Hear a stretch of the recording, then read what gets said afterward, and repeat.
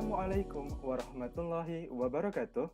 And a delightful morning we would like to wish to our honorable speakers, wonderful participants, and viewers. We are here today for the Aspire to Inspire Leadership Talk. Before proceeding to our program, let us start our lovely morning with a prayer recitation. Without further ado, please welcome Nur Jazlan Ukasha bin Zulkifli to lead the prayers.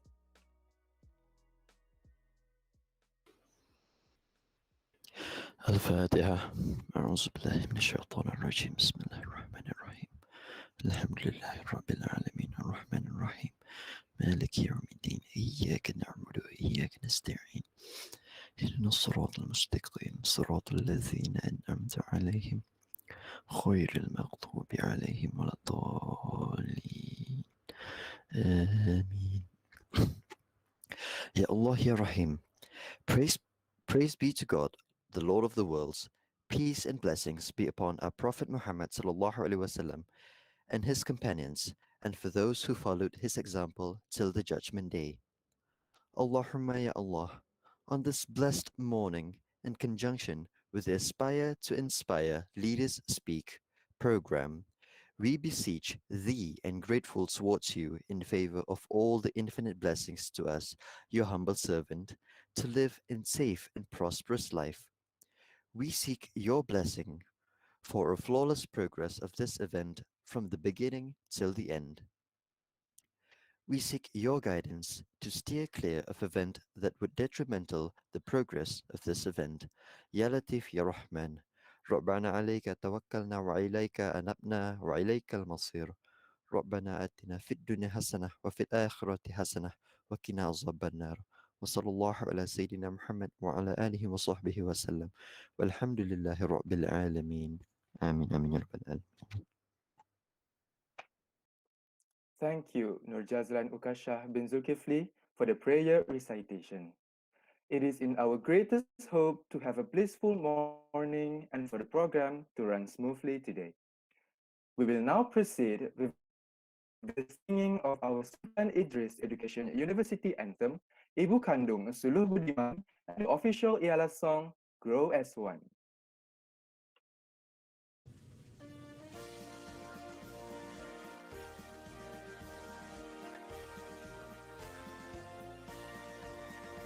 Ibu kandung suluh budiman, obor di malam gelap, bina bunyi penyebar tekad, pancaran semangat wajah.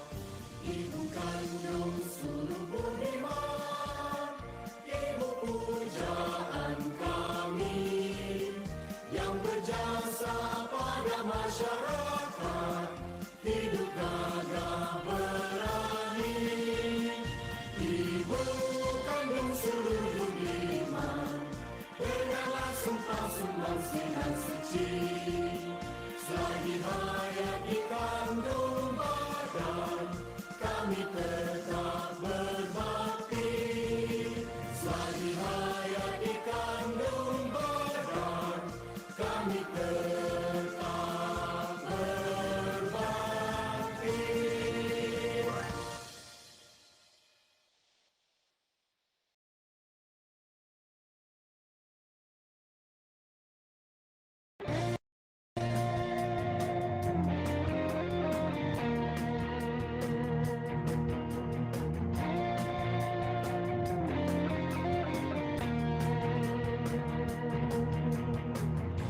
Moments of treasure, saving our heart.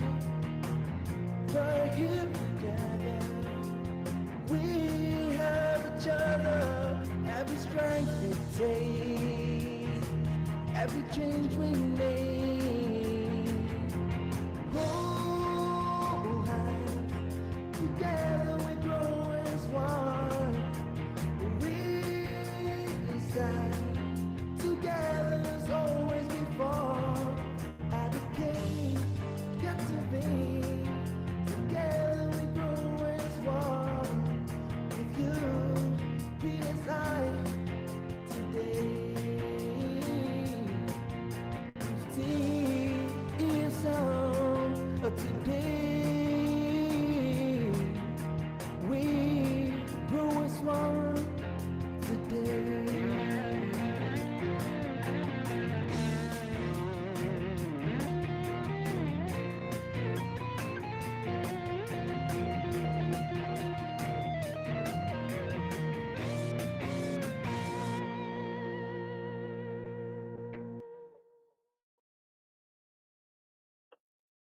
Ladies and gentlemen, I, Aiman Hadi, will be your master of the ceremony for today. I would also like to take this opportunity to thank all of you for spending your precious weekend with us.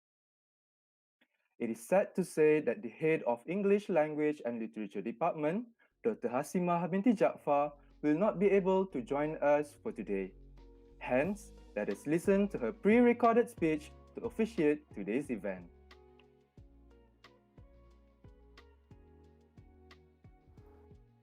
Bismillahirrahmanirrahim. Good day to everyone present. First and foremost, I'd like to thank the organizing committee for inviting me to officiate the opening of this event, Aspire to Inspire. To the invited speakers, Mrs. Aini Hazika, Ms. Raja Sarina Iskandar, and Ms. Davina Devarajan, my heartfelt thanks to all three of you for making time to be with us today. To the participants of this webinar from UPSI, a very good morning to you, and to those of you who come from other institutions as well as high schools, welcome to UPSI. It's a pleasure to have you with us today. Before we begin, I would like to thank the ELS Training and Orator Committee for organizing this event, an event which is not only inspirational but thought-provoking. To organize an event such as this needs patience, teamwork, and commitment. In addition, you also need a great leader to lead. Aspire to Inspire, Leaders Speak is an event that is impactful on society. It offers opportunities for university and high school students to learn about leadership skills from experienced speakers who are leaders themselves. In addition, it also encourages the young to take on the mantle of leadership from a small-scale initiative such as completing a group assignment to a larger-scale initiative such as to become a member of the student council or organizations. Beloved students and participants, it is my hope that you will continue to be actively involved in events such as this. For you will gain new knowledge and how to lead others. Not only that, you will also learn how to become exemplary leaders. All of you are leaders without realizing it, but today you will have the opportunity to listen to renowned leaders who have lots of experiences and knowledge on how to become not only an able leader, but one who is much respected. As a leader, what you do will be emulated. Thus, you have to lead by example. You will be leaders of tomorrow, and to be a great leader, you must be extraordinary in your leadership style. Always improve yourself by daring to be different. Have an open mind and always strive for the best. Improve and enrich yourself with new knowledge and experiences, for that is the way to move forward, to progress. Great leaders are made and the nation needs them. So take this opportunity to learn from the master, or should I say, the mistresses of the game. Without much ado, let me say this. In the name of Allah, the most gracious, the most merciful, I, Dr. Hashimah Jaafar, the head of the English Language and Literature Department, Faculty of Languages and Communication, UPSI, declare this webinar opened. Thank you for the encouraging speech, Dr. Hasimah binti Jaafar. We highly appreciate your inspiring words to officiate today's event. Before we proceed, I would also like to remind all the participants that we'll be giving keywords for attendance purposes. Therefore, it is highly recommended for all of you to pay attention to the talk in order for you to catch the correct keywords. I repeat, before we proceed, I would also like to remind all the participants that we'll be giving keywords for attendance purposes. Therefore, it is highly recommended for all of you to pay attention to the talk in order for you to catch the correct keywords. Dearly beloved, today we are also joined by three amazing speakers who will be sharing their knowledge and experiences in leadership. First and foremost, we have Ms. Aini Hazika, co-founder of Happy Banks Crew and president of Girl 2 Leader Malaysia. We also have Ms. Raja Sarina Iskandar, who is a freelance writer, blogger, and public speaker. Lastly, we also have Ms. Davina Devarajan, the co-founder and director of strategic development and advocacy of Women for Refugees, WFR. It is such a pleasure to have all three of you in today's event. We are looking forward to learning from all of you today. Without further ado, please welcome the moderator for today's event, Miss Glory Christopher, to take over the floor. Glory, the floor is yours. Thank you so much, Hari, for the warm welcome. Top of the morning to all of the participants who are joining us through the YouTube Live. Welcome to Aspire to Inspire Leaders Speak event. My name is Glory Christopher and I will be your moderator for today. The Aspire to Inspire Leaders Speak event are divided into three main parts. The first part is redefining leadership. The second part is challenges in leadership, and the last part is the future in leadership. Therefore, we have invited three amazing speakers with us today. Please give a warm welcome to Mrs. Aini Hazika, Ms. Raja Sarina, and Ms. Davina Devarajan. Now, I will be giving a brief introduction to all of our speakers here today. The first speaker, let's begin with Mrs. Aini Hazika.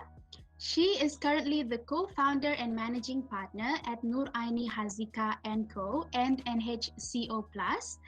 A proud graduate of Law Faculty UiTM Shah Alam, she is the youngest local councillor at Majlis Bandaraya Petaling Jaya before she founded NGO Wanita Negara.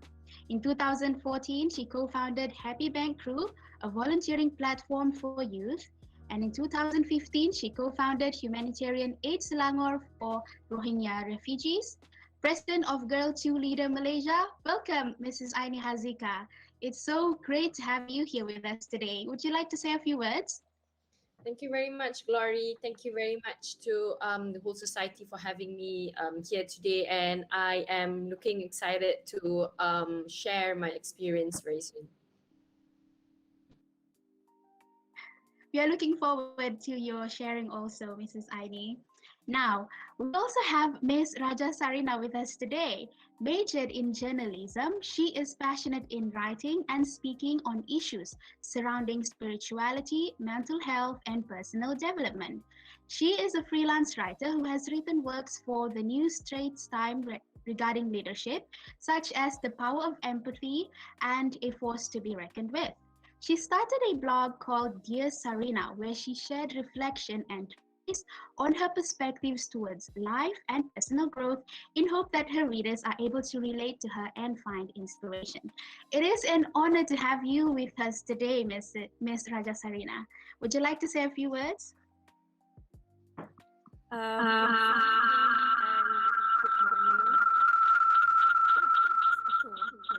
I feel actually a bit anxious to be here, to be sharing this platform.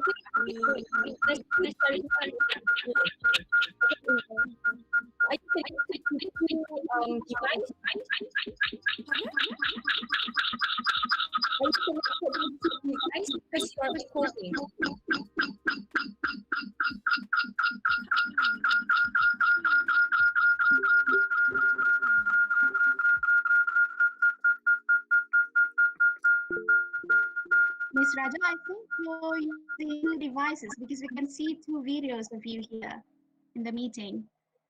Oh. Yeah, are you echoing?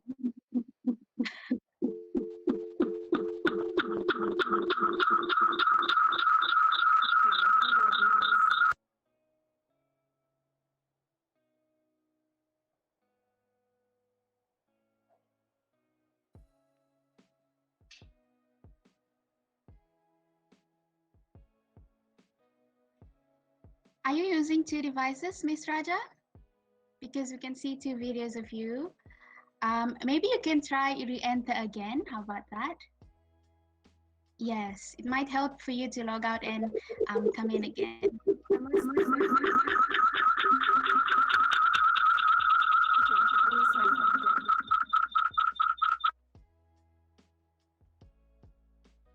Oh, now we can only see one of you, one video of you. So maybe you can try speaking to see if you're again. I don't think she's You're connected muted now. to devices. Can somebody Oh, call I her, see. like, to guide her?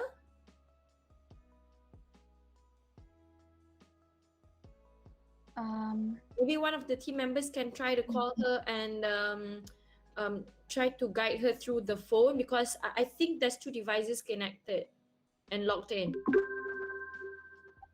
I see, but now there's only one video of you, one video of her already. Yeah, but she's unaware that she is connected to two devices. So I don't think like the I that see. we are seeing.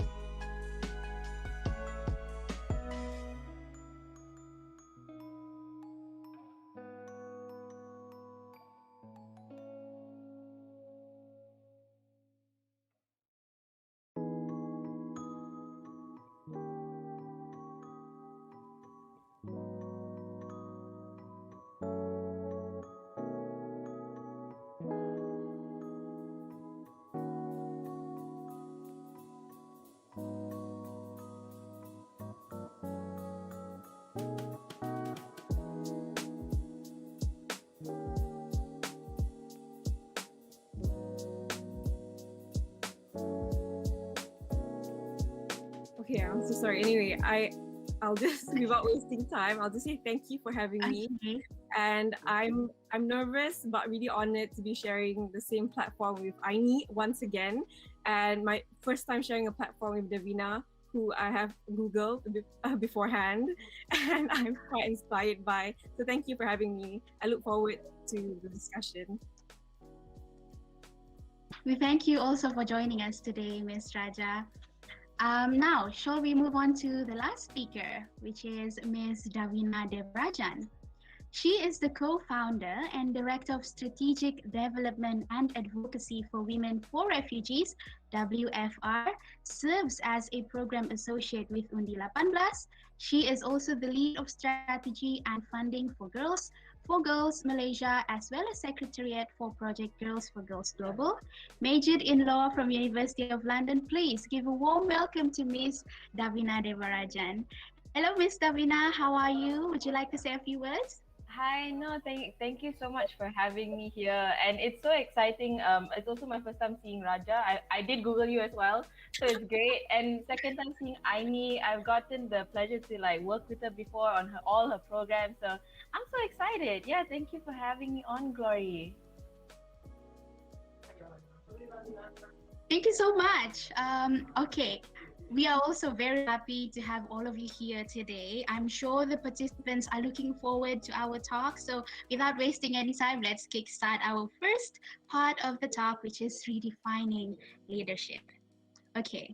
Now, I'm sure all of us here today have a certain perception of what leadership qualities should look like. Most of us here, when we think of a leader, we immediately think of someone who is outgoing, outspoken, and also resolved. However, that is not always the case. Do you know that some of the world influential leaders, such as Mark Zuckerberg and Bill Gates, are well known introverts? Now, this brings us to our first question. Would Rajasari, or maybe Miss Rajasarina, to begin with this, would you consider yourself as an extrovert or an introvert? I'm 100% an introvert, but it doesn't always come across that way.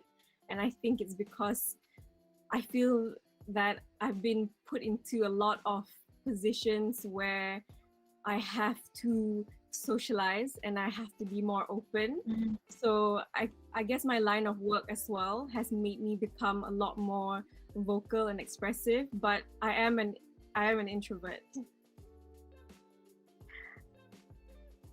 That's very good to hear because I myself consider myself as an introvert, okay? But there's this phrase actually, talking about introvert and extrovert, there's this one phrase that most of us are probably heard of in our life, that leaders are naturally born as extroverts, and when you're an introvert, you are not meant for this line of position. What do you think about this, Mr. Aini? Ms. Aini?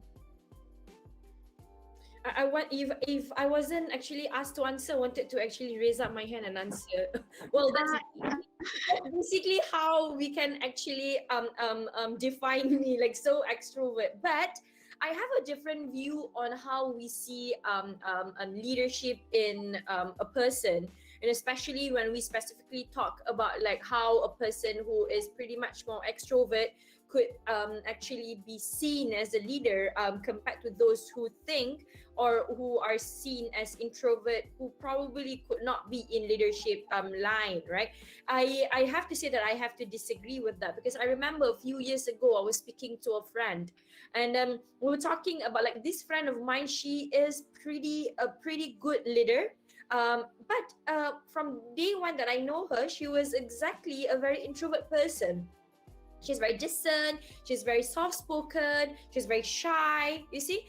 But the leadership are not seen or are not shown only when you have so much to talk, all right? It's a power of action, all right? You can be talking so much today, probably I'll be talking so much today, but without any input, all right? That is very important to understand. Like, what is leadership? Is a person talking so much, saying so much, using a lot of good words and bombastic words, are considered as an extrovert who is deemed a good leader. But at the end of the day, what's important is not just words that we utter, not just things that we say out of our mouth. It is also our actions, you know. And also remember that leadership also include non-verbal things that probably we don't realize. What are non-verbal things? It's basically our behavior, our treatment to another person. I think we have to see leadership as a big we have to see it in a bigger perspective, instead of just saying, oh, she can talk so well, probably she's a good leader. Oh, maybe she's not a good leader because she's very shy to go forward to speak, you see. But that's something that we can elaborate more, but that's how I see it. I agree with you completely, Mrs. Aini, because you know it's all in the actions. Actually, we can talk what we are capable of doing, but then if people don't see that from us, we don't really we can't really say that we are a leader, because it's all in the perspectives of someone else. Yeah, and also ourselves, of course. But then if people can't see that, it's really hard for us to say that we are a leader. Okay, how about you, Miss Davina? What do you think about this? Are you an introvert or are you an extrovert? And why is that? How is that relevant in terms of leadership? I echo 100% what Aini said. I think leadership is honestly a state of mind. You know, it's not about how vocal you are, and a big part of leadership really isn't about whether or not you're speaking on a podium, or what you're saying. It's how much you care about the people that you are trying to serve. At the end of the day, I think being a leader is about really looking after the community and the people that you have decided that you wanted to take responsibility for. And that was something it took me a while to learn also, because I am very much an introvert. I've worked, so like a really good example is I've worked with Aini before. I don't know if she remember, but I was very quiet. I was like a mouse. I didn't want I to say remember, anything. of course, the day we met. That was like years ago. Yeah, and I was surrounded by all these amazing women, right? Like Aini, so many other girls you worked with, and I was so quiet because I felt like I'm an introvert. I haven't done much, but really watching women like Aini and Izana and all these other women I've worked with has taught me that being a leader had nothing to do with whether or not I was speaking in front of everybody. It had a lot to do with who did I care about and what was I doing for them. And that's how it really helped me kind of break out of this very like quiet, introverted shell and really got me to like speak to people and do things because I realized it didn't matter what I was saying, it mattered what I was doing. So that's my take really on what leadership looks like. I agree with you completely, Miss Davina. Miss Raja, you're raising your hand. Do you have anything to say Yeah, about that? because like when you're talking about introverts, someone just like popped into my mind, which is Rosa Parks. Rosa Parks is a well-known introvert, and she's part of the American civil rights movement. And if you were to read up on her, her peers and her family members would describe her as someone who was soft-spoken, someone who was reserved, who kept to herself. But she's one of the, I guess you can say, like one of the major catalysts of the civil rights movement. And it's true what, just to echo what Davina and Aini have mentioned, leadership is not about just what you say, it's about what you do. And I think it's also about what you don't do. It's what you stand up for and what you don't stand up for. It's you, your whole being as a whole, your whole like way of life. People, like leaders, are put in a role that is aspirational. People aspire to become leaders and they follow the footsteps of leaders. So if only extroverts are meant to become leaders, I think they will only inspire such a small group of people. So we need all kinds of leaders. We need the extroverts, we need the introverts, the ambiverts, we need all kinds to become leaders. I like how you mentioned Rosa Parks, Miss Raja Sarina. Actually, I recently discovered about this too, that she's a very well-known introvert, because as someone who fight for civil rights, it's something that is very brave and courageous for you to take. And yeah, that's amazing how you mentioned her name, and it's a good example of how leaders aren't actually someone who meant for only extroverts. It can also be for introverts. Thank you so much. Now, mentioning back what Miss Davina mentioned just now, caring about people. Okay, so let's talk about empathy, a very well-known trait when it comes to mostly introverts. This is a very underrated value of leadership, and I wonder, what do you guys think about kindness in leadership? Is it really that important for leaders to be kind, and to what extent? How about we have Mrs. Aini to kickstart the question? All right, thank you again, Glory. Glory, I love how you speak. Like a lot of people think that leaders or people who can go forward, speak forward, are those who have like loud voice. All right, so I have always been labeled like that for many years, and I honestly I don't think that's the only trait for us to become a leader. It's just like coincidentally my voice is so loud. I'm very a loud in terms of like the voice projection, very loud and big, sound big, right? But it doesn't so a lot of people just come to me and say that, oh, you can be a good leader, you are a good leader because you can voice things out.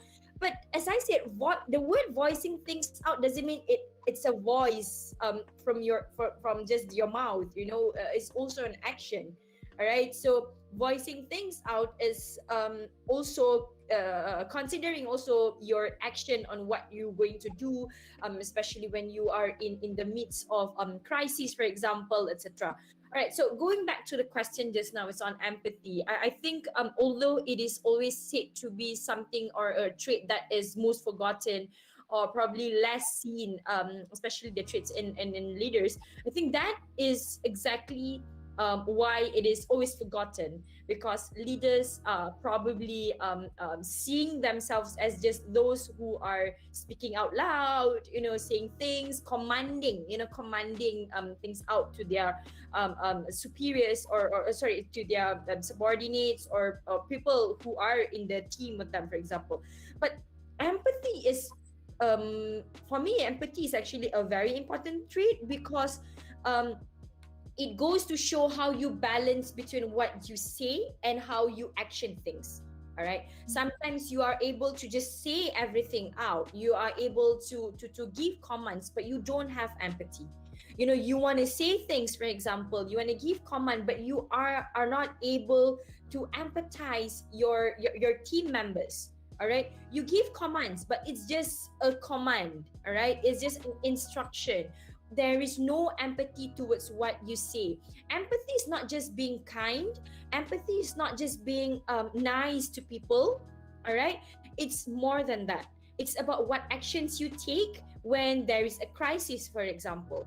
What do you do when you see a person or your team member, for example, is in a problem, or being suddenly a quiet person? All right, so there's a lot of like issues pertaining to empathy when we talk about it, but that is actually the most important thing when it comes to when we talk about leadership, of course, because at the end of the day, of course, it's not, you can't just have empathy and you're a good leader. All right, there's just so many traits, obviously. But being a leader, one of the most important traits is actually being having empathy towards your team members, even for yourself. We're not just talking about those in the team. All right, being empathy to others is good, but you have to also think about yourself. The first thing before being empathy to others is being empathy to yourself. Practice that to yourself first. If you can't even be empathetic to yourself, how can you feel and put that empathy towards others? All right, so it is important to understand empathy in yourself. All right, lead the empathy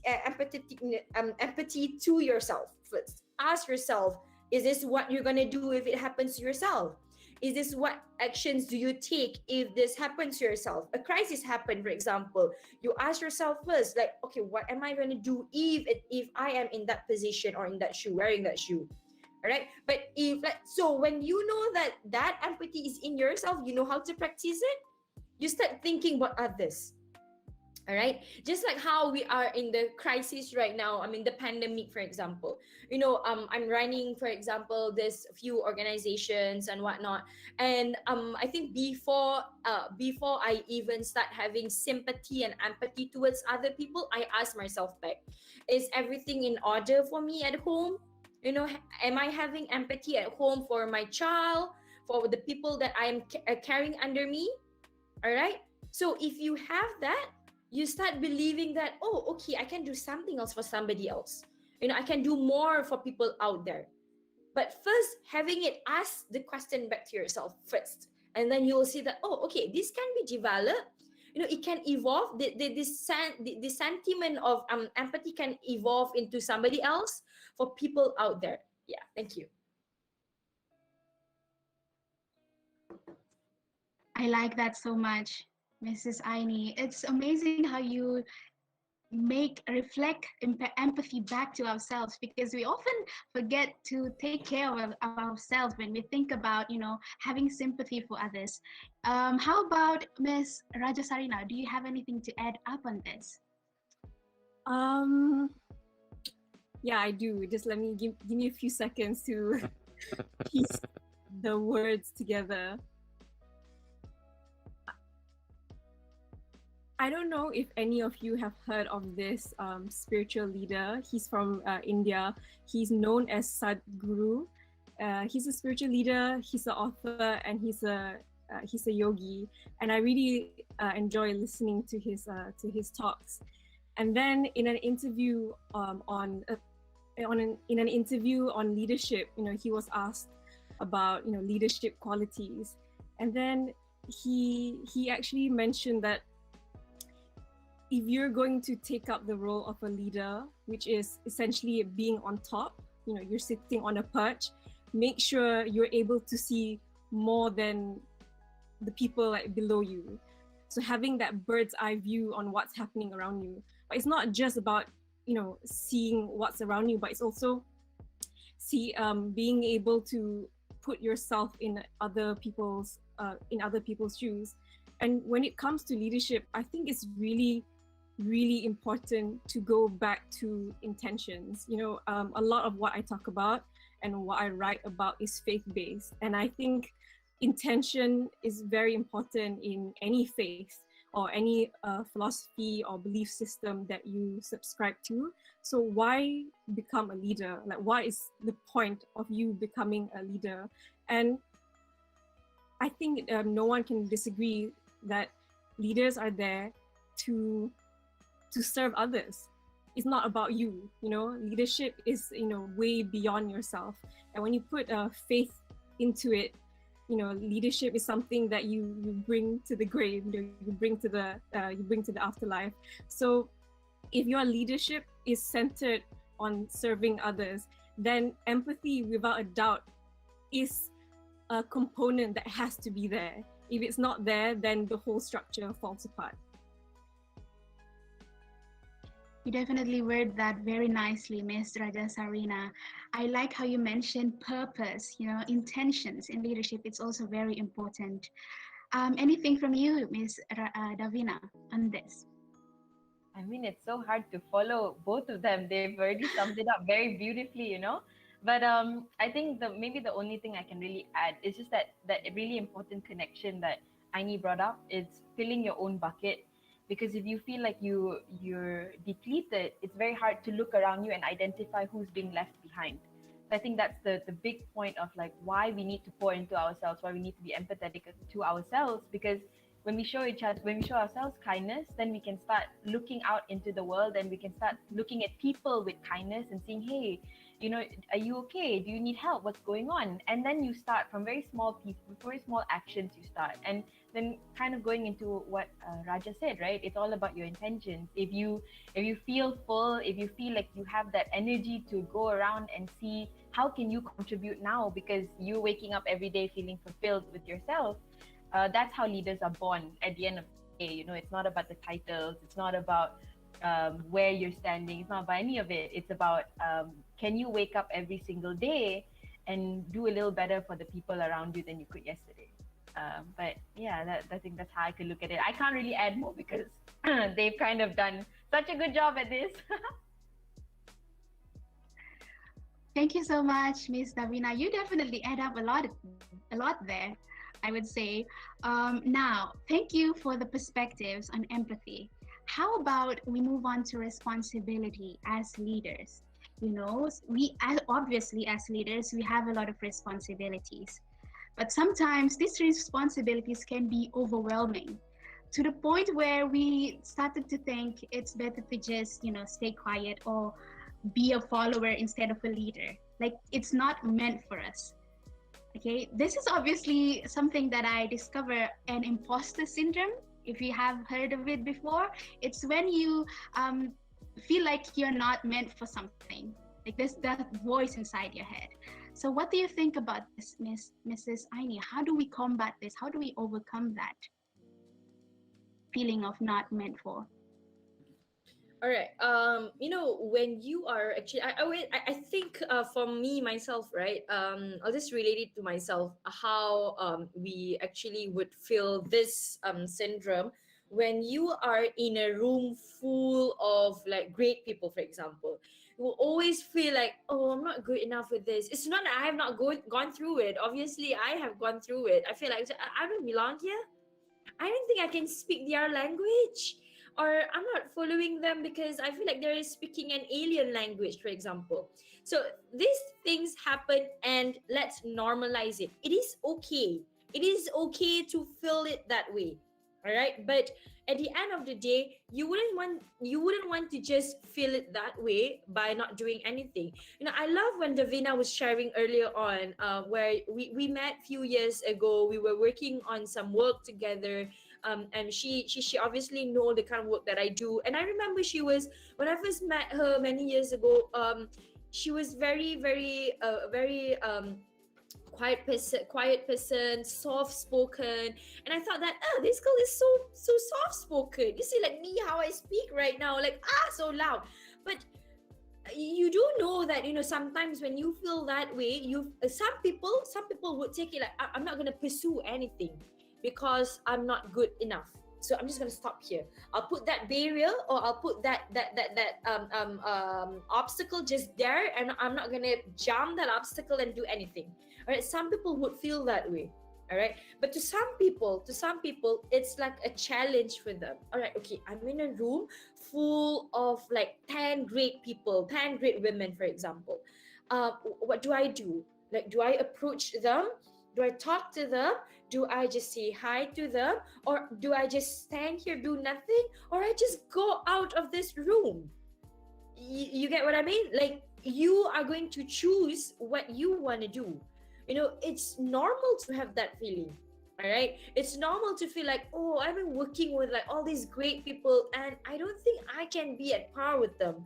You see, like when you put obviously you can always have um your own mentor, people you aspire to be, people who you are inspired with. But then what? All right, all of us are not just born as like great leaders. All right, even like the greatest leaders that we have right now are not born to just serve as great leaders. There are steps that they go through. All right, there are obstacles that they have to go through, and they have like senior people who actually would share things with them, who would teach them like what it's like to be a leader. All right, even though it's not directly, but sometimes you learn a lot of things indirectly. All right, and that's I think that is what I think always, as a leader. I don't learn everything directly, like, oh, okay, this is how you become a leader. All right, this is what you have to do, A, B, C. No. All right, sometimes you learn from experience, sometimes you learn from talks like this, like, oh, okay, Sarina would say things like this, I would think that it's true. Oh, so probably I'll take some part of it. Oh, Davina would say things like this, and I think this is true. So there are some parts where you learn things indirectly. All right, and some parts where you start reading, you start learning from books and whatnot, and take the practical part of it. So I think when you talk about like this imposter syndrome, right, it is also important that you understand like what do you want to be seen as. All right, when you perceive that kind of situation, like what do you do? All right, you could have just gone out of like the room and, okay, I'm not gonna do anything, I'm just gonna be me right now, and that's your choice. Leaders make leaders make choices, and they have the ability, they have to have the ability to make decisions, because they have a lot of choices in front of them, for example. And that is basically what leaders have to do. They have to make decisions, and sometimes you make unpopular decisions. And what are unpopular decisions? Sometimes it's unpopular to you, or sometimes it is unpopular to some people, but it is not for others. So leaders have to take that risk, and it's not easy, and not everybody would want to take risk. Yeah, thank you. Very good point there. Your point. I really like how you mentioned normalizing insecurity, normalizing like you're not feeling like you're feeling nervous for something, feeling like you're not good as everyone else. But it's also important for us leaders to take that as a challenge, as a challenge to take the risk. I like that so much, Mrs. Aini. Thank you so much. Anything to add, Miss Davina, on this? Yeah, actually, I mean, I think so. The best way I can really conceptualize this is kind of talking about how I used to be like back then when I first met Aini. So at that point, like Aini says, I was very quiet. I really didn't share very much. Imposter syndrome was absolutely the thing that I was feeling. So I could remember what we were doing, these little mentorship classes, right? And I was helping with a different organization, and I would go in week after week and see all these women that I thought were amazing come in and share and talk. And I realized that I wasn't close to where they were. And that's how the imposter syndrome comes. Is exactly like Annie says, you start to realize that you can't speak that language, right? And so I would literally, this is how I would try to get over it. I would set very small targets for myself every week. I would say, next week, I'm going to go in and I'm going to say 2 sentences. And then the week after that, I'm going to say hi to this specific person. I had to build that. But I remember that imposter syndrome, for me to be able to get over it, or I mean, don't get me wrong, I'm not saying get over it as in I never feel it anymore. It still comes and goes. But I realized at that point when I started feeling it and I felt it very heavy, I had to change what imposter syndrome looked like to me. And instead of looking at it and feeling like, okay, this means I'm not good enough, I started to think, this shows me exactly what I'm insecure about. And these are the areas I need to work on. If I was insecure about not being able to speak a certain way, that was just another indication that you gotta work on this.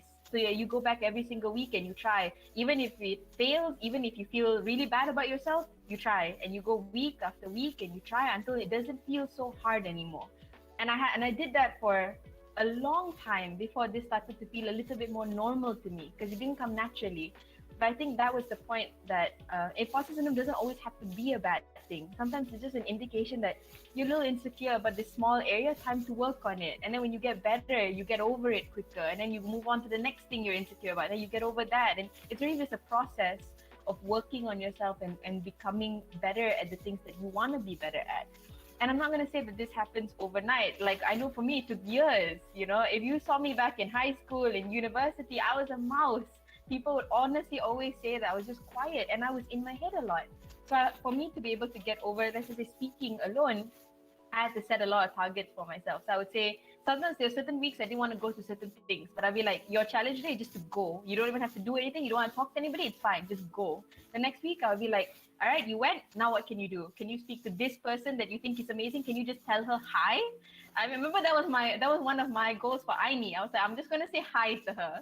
And then the next week I was gonna talk to her. And then so I mean that became the practice until it became a bit easier for me to be around the people that I was idolizing, and to be able to just be present with them, to want to get to know them, to want to ask them the questions I want to ask them. That's capitalizing on the opportunities I was getting, you know. So I think imposter syndrome, it's how you're going to frame it in your mind. It doesn't always have to be this massive anxiety-ridden thing that you are feeling. Sometimes you can calm yourself down and say, hey, it's fine that I'm not great today. I'll get there. It's just one step at a time. Yeah. I like that so much, Miss Davina, how you mentioned that it goes back to taking step by step, baby steps, you know. It doesn't happen overnight. You won't be great in like just a one day of joining leadership talk like this. You know, it takes time. Now, I like how both Mrs. Aini and Miss Davina mentioned mentorship. Now, can Miss Raja Sarina continue on this? What do you think about having mentorship and mentors and having inspirations for you to pursue leadership, for you to like realize that this is what you're supposed to do? I was really hoping that Aini or Davina would spearhead this issue. But, you know, honestly, mentorship is very important. And when I was contemplating on the topic of leadership, it did pop up in my notes. I thought about it. You know, we're always pushing the youth to take on leadership roles, but you should push someone to do something if you are not going to provide them with guidance.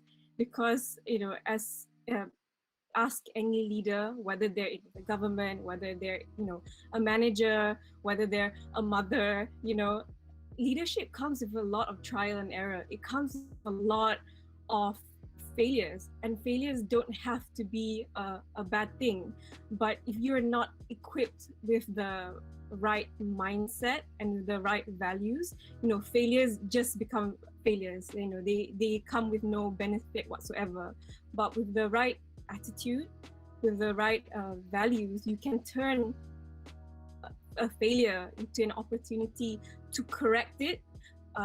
You can turn failure as an opportunity to self-reflect and ask yourself, you know, what can I do to improve the situation, and what can I do to improve myself so that I can better serve others. So guidance is very important. And I think, you know, if anyone here has plans to become a leader, by all means, learn to accept that failure is such a normal process. It's needed, because otherwise you won't grow from it. But also learn to set your ego aside, because with leadership comes a lot of criticism, that no one is perfect, and you really have to learn to deconstruct criticism in a way that benefits you and doesn't destroy you, because criticism doesn't always come in a form that is constructive. It can just come in form of insults.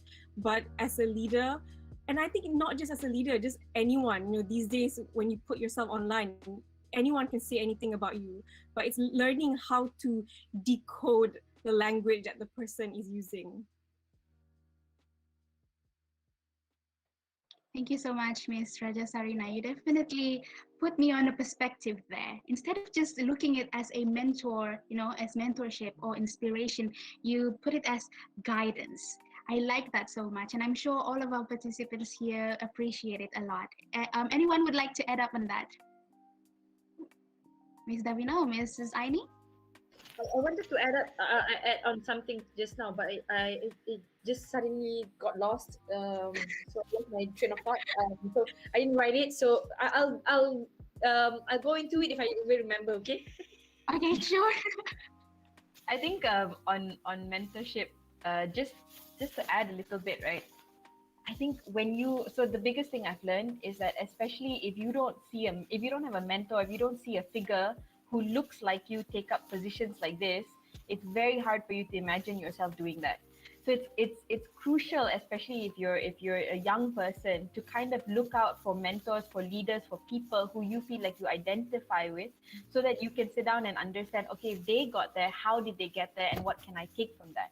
Because the biggest part is that you got to be able to visualize yourself in these sort of positions, right? And if you can't even picture yourself there, that becomes a problem, which is why I think representation is a big part of that the leadership conversation. That's why we talk about having more women in leadership positions and all of these things, because we want to be able to make that normal again for young women, for people of marginalized communities, anything, to be able to see themselves in these positions. So I think the biggest part is identifying mentors. But then moving on for that, sometimes not all of us have the privilege of having mentors be around us within our social circles, right? So if you don't have mentors around you at your disposal, what can you do? I think the big thing, at least when I was younger, I learned the internet is absolutely crucial. Mentors are not just people that you see around you, they're people that you can identify online as well. And then kind of listening to them talk, listening to their stories, understanding how they got there. That's the first step if it's hard for you to identify. And then once you have picked out certain key people, and if you have the opportunity to be around them, then you speak to them, then you learn from them a little bit better. I think it's utilizing all the tools that you have to learn as much from people, because mentorship is not just about, as Raja is raising hand, but I'll just finish. Mentorship is not just about if do you have someone directly telling you exactly what to do. Sometimes it's just people who are influencing you, whether in person or online. Yeah, Raja, take it away. No, because you seeing how that not everyone has the privilege of having access to mentors.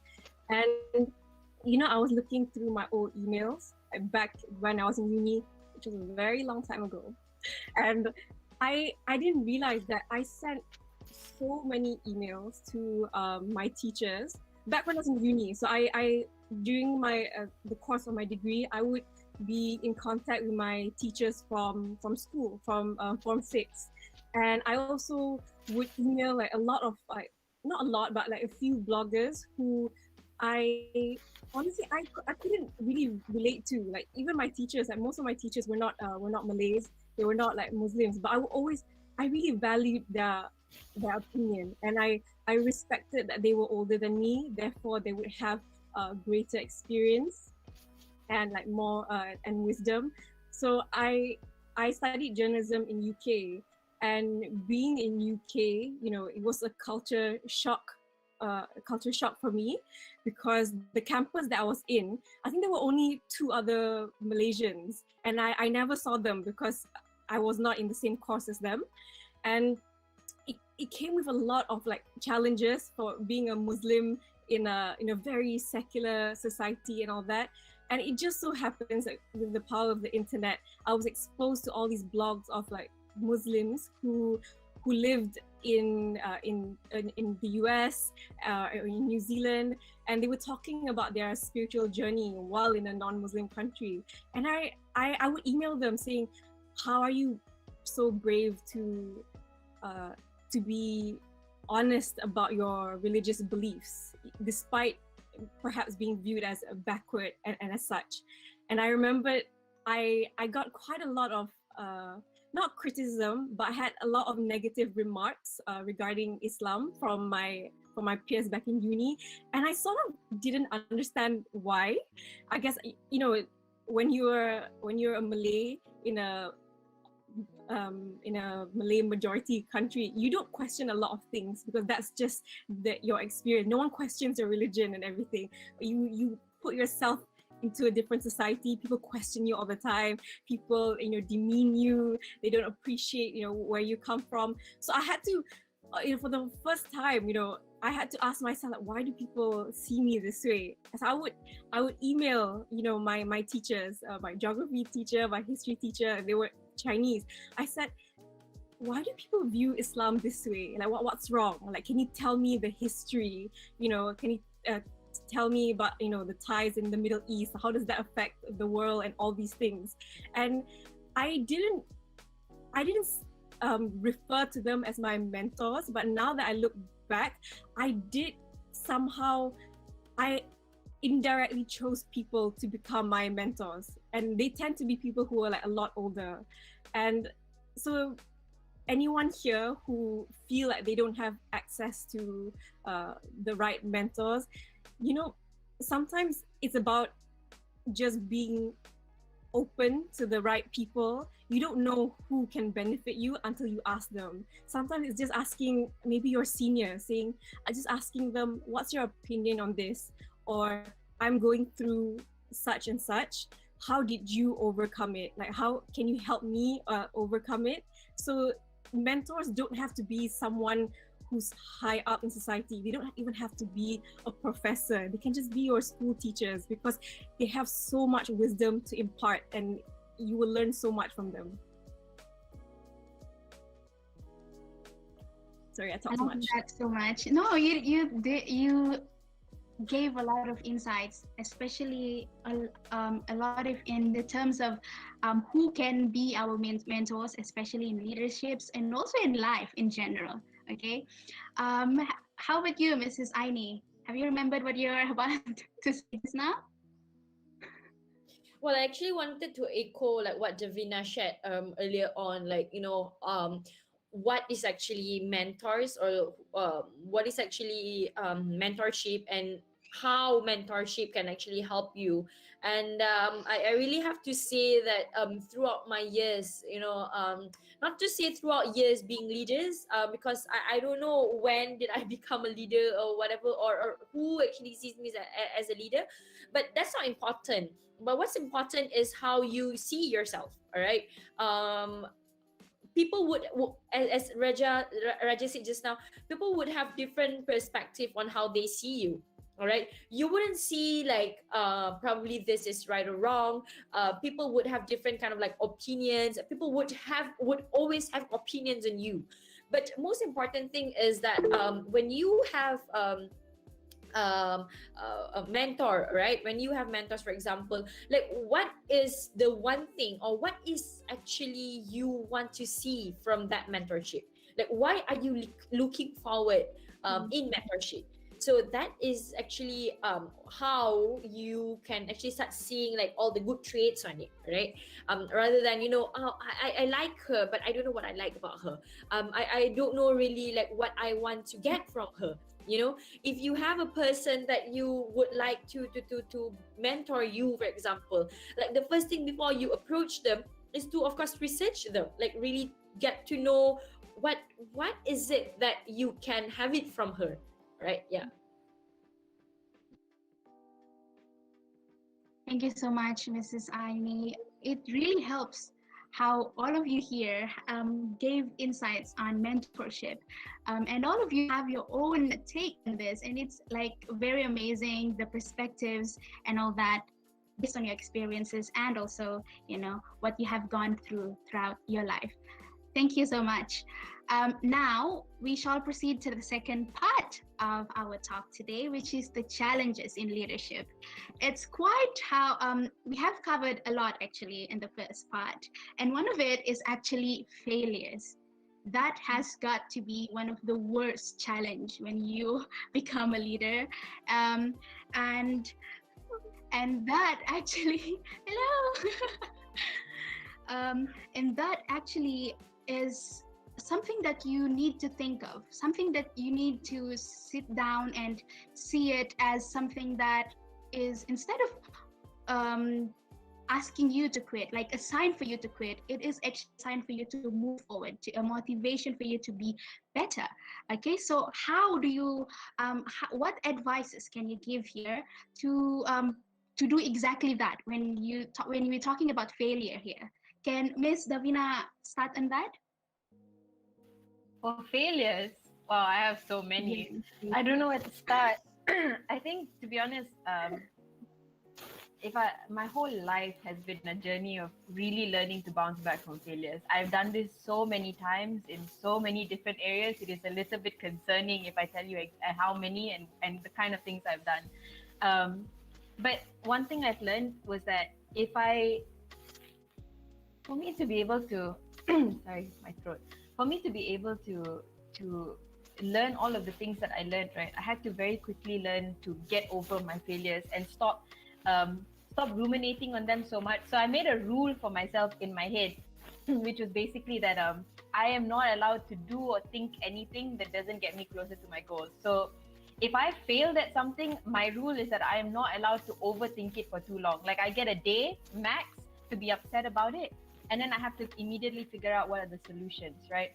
But the thing is, when you fail over and over again, it chips at how you see yourself.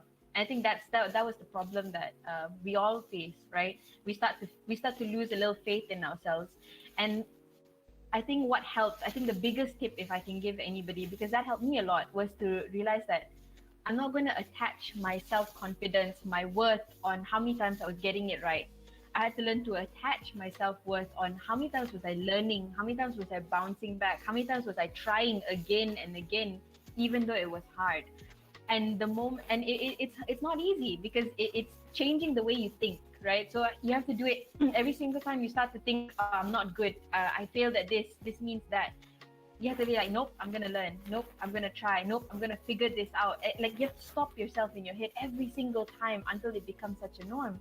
And so remember when I was talking about, for example, when I used to be quiet, when I used to be very shy, the feelings of imposter syndrome, it was all coming from how many times I had failed leading up to that point, and then saying I failed this many times, so it means that I might not be good enough, and then having to be like, nope, it's fine even if I don't feel good enough yet. I think the biggest part was always trying to say, I'm not gonna get it yet, but then I'll get it eventually.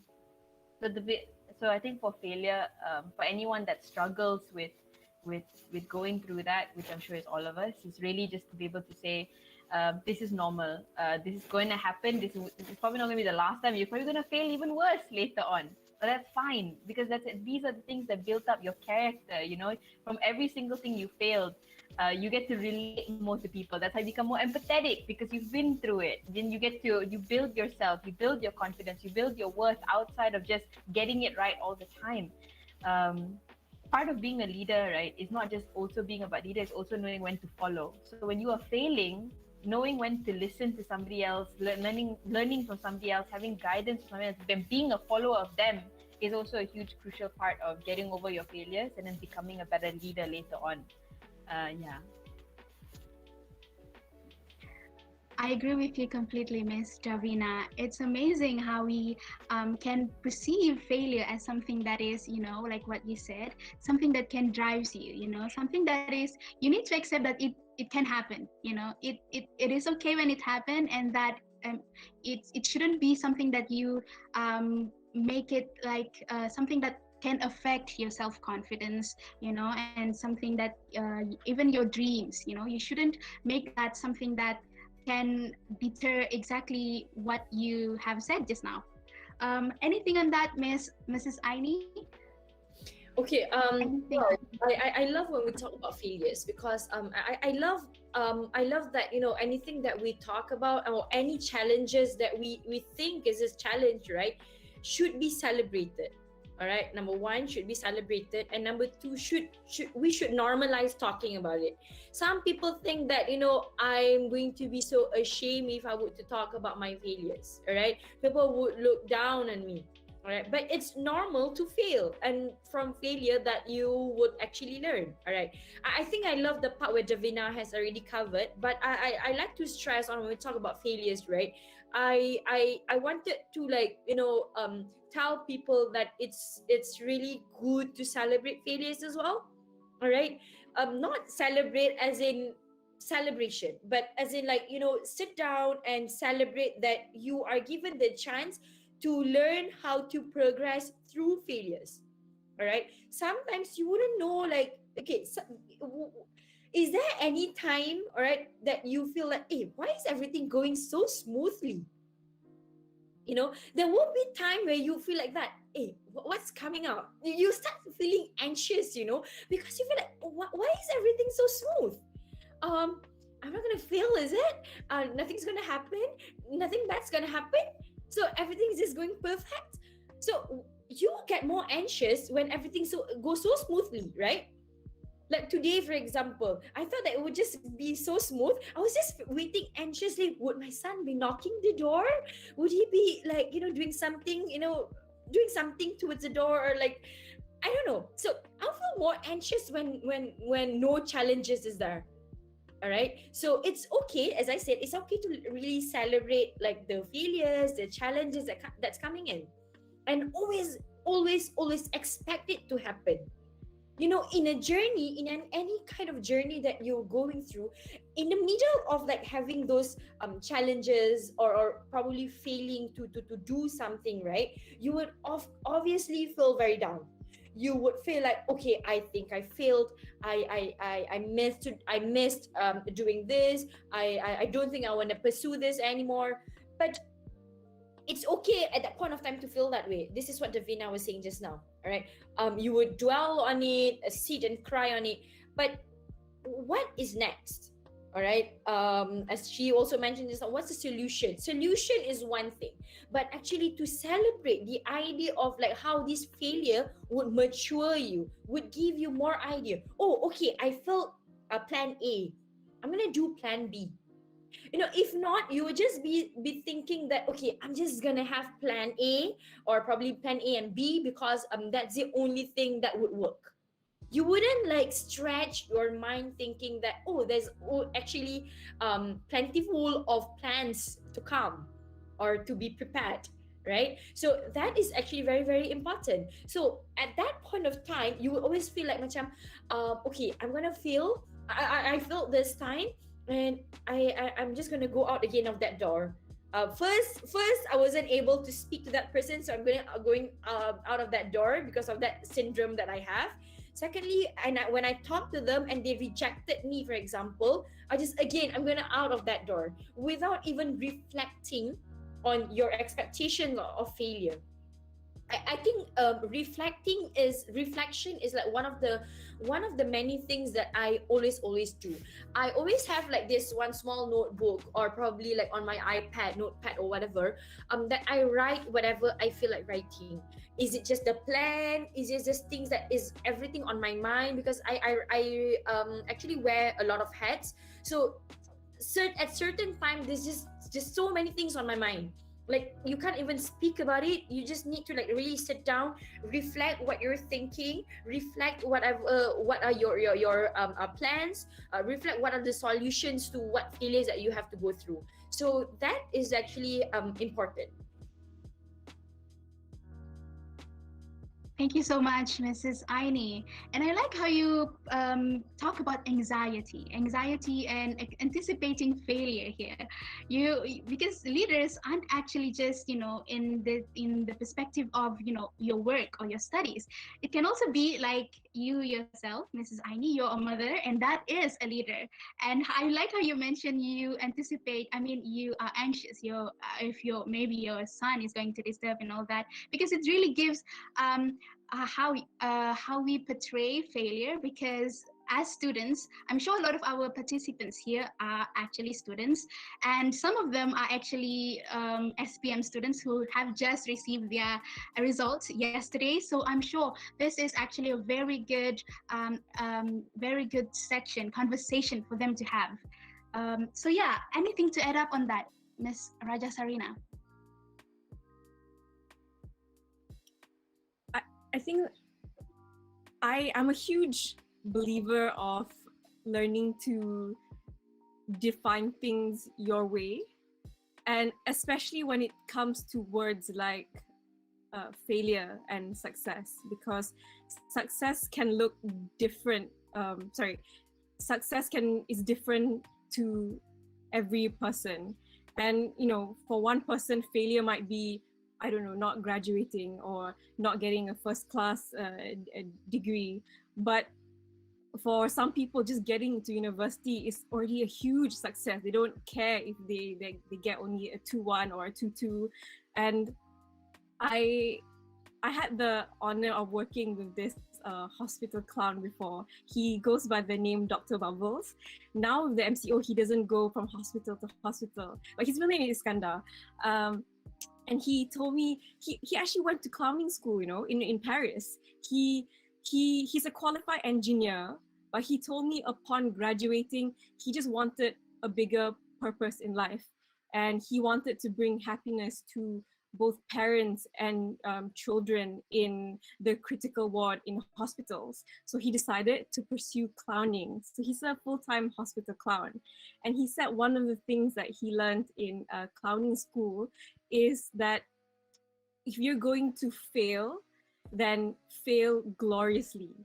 Like he told me this very early on in my 20s. He said, Sarina, if you're going to fail, like put on a big show. Fail like gloriously. And he would ask me, why does failure get such a bad reputation? And that's when I realized, failure is only negative when you make it so, when you define it as something that is negative. But what if you were to look at failure as a learning block, something that can help you to go forward, something that helps you to improve yourself? And I only started public speaking about 3 years ago, actually.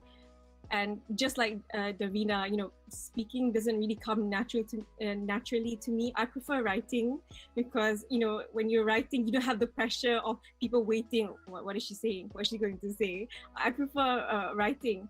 But then I remember at one point, I was getting a lot of invitations to talk because I wrote about issues that people wanted to hear more about. And I kept saying no because I was so scared that I wasn't, because I didn't see myself as charismatic. I didn't see myself as an eloquent speaker. And to be honest, I really am not.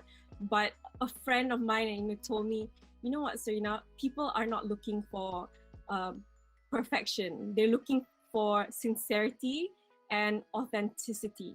And in the 3 years that I've been public speaking, that is so true. I get a lot of people who come to me or they email me after my talk. They were saying how, I appreciate that you talk about your anxiety. I appreciate that you talk about your struggles in university, in school, your struggle with a very low self-esteem, depression, and so many other things.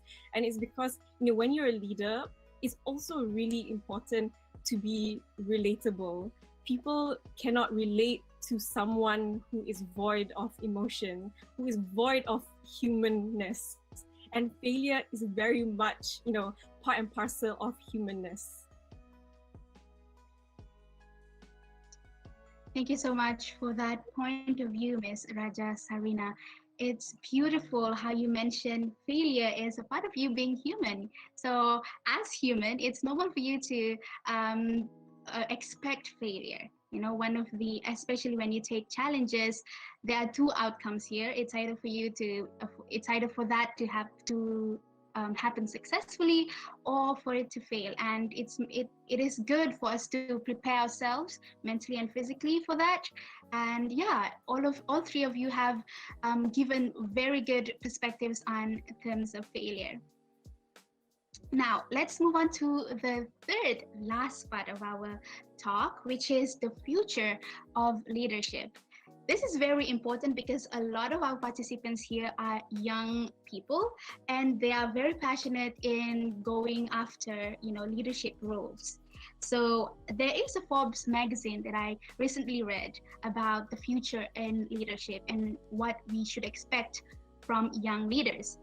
They mentioned how there's an entire generation out there who are ready to be uncomfortable, recognize intersectionality, and act as accomplices, make daily change, and own their title as the future, all while taking a killer selfie or TikTok. So this is actually a very how to say, as a youngster myself, I'm just 21, I relate this so much. I mean, in terms of, wanting to go for leadership, but there's also this correlation of age happening here, especially in Malaysia. A lot of people look at young leaders as someone who is still wet in their ear. So there's still, a lot of time for them to improve, but not now at your age. So a lot of that perception.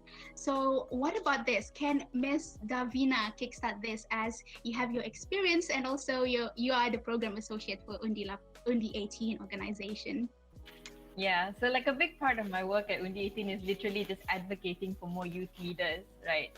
And I guess like you said, so one of the bigger comments that we always get is that youth are just not ready, not just in terms of voting, like voting is probably the least of it, but especially for taking on bigger positions of leadership. It's always that you're not ready, you're not experienced enough, you're not mature enough, all of these things. And to that, I say, especially after the pandemic, I think we have seen time and time again youths prove that they are able to take up these kind of responsibilities, whether or not we give them the titles of leaders.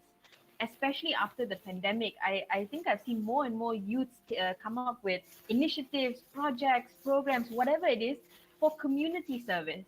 So if that isn't a testament to their ability to be able to take care of the people around them and lead with grace, I don't know what is.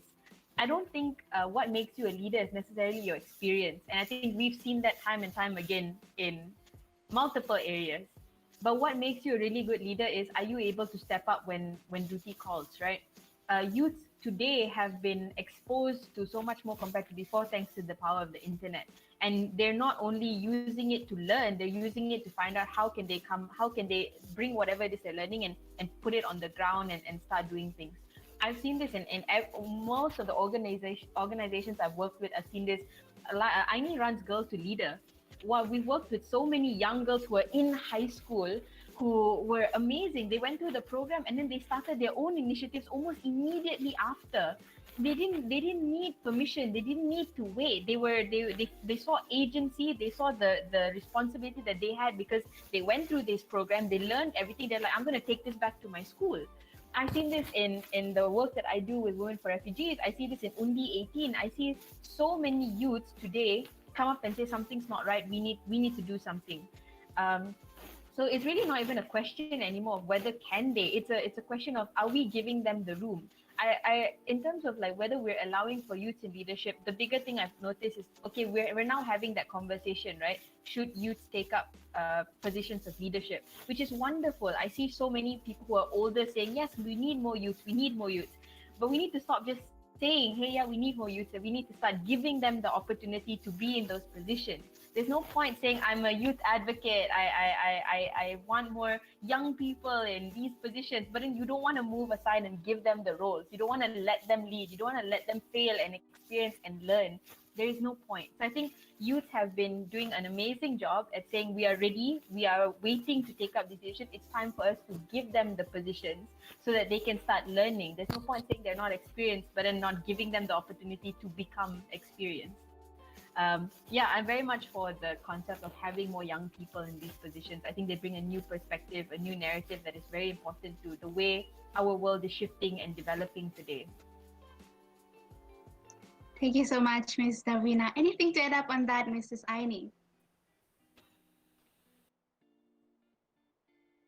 Okay, I feel that this is like the best part of like this topic, because we don't want to just talk about like what are the challenges, what we have to go through, like overcoming it and whatnot, right?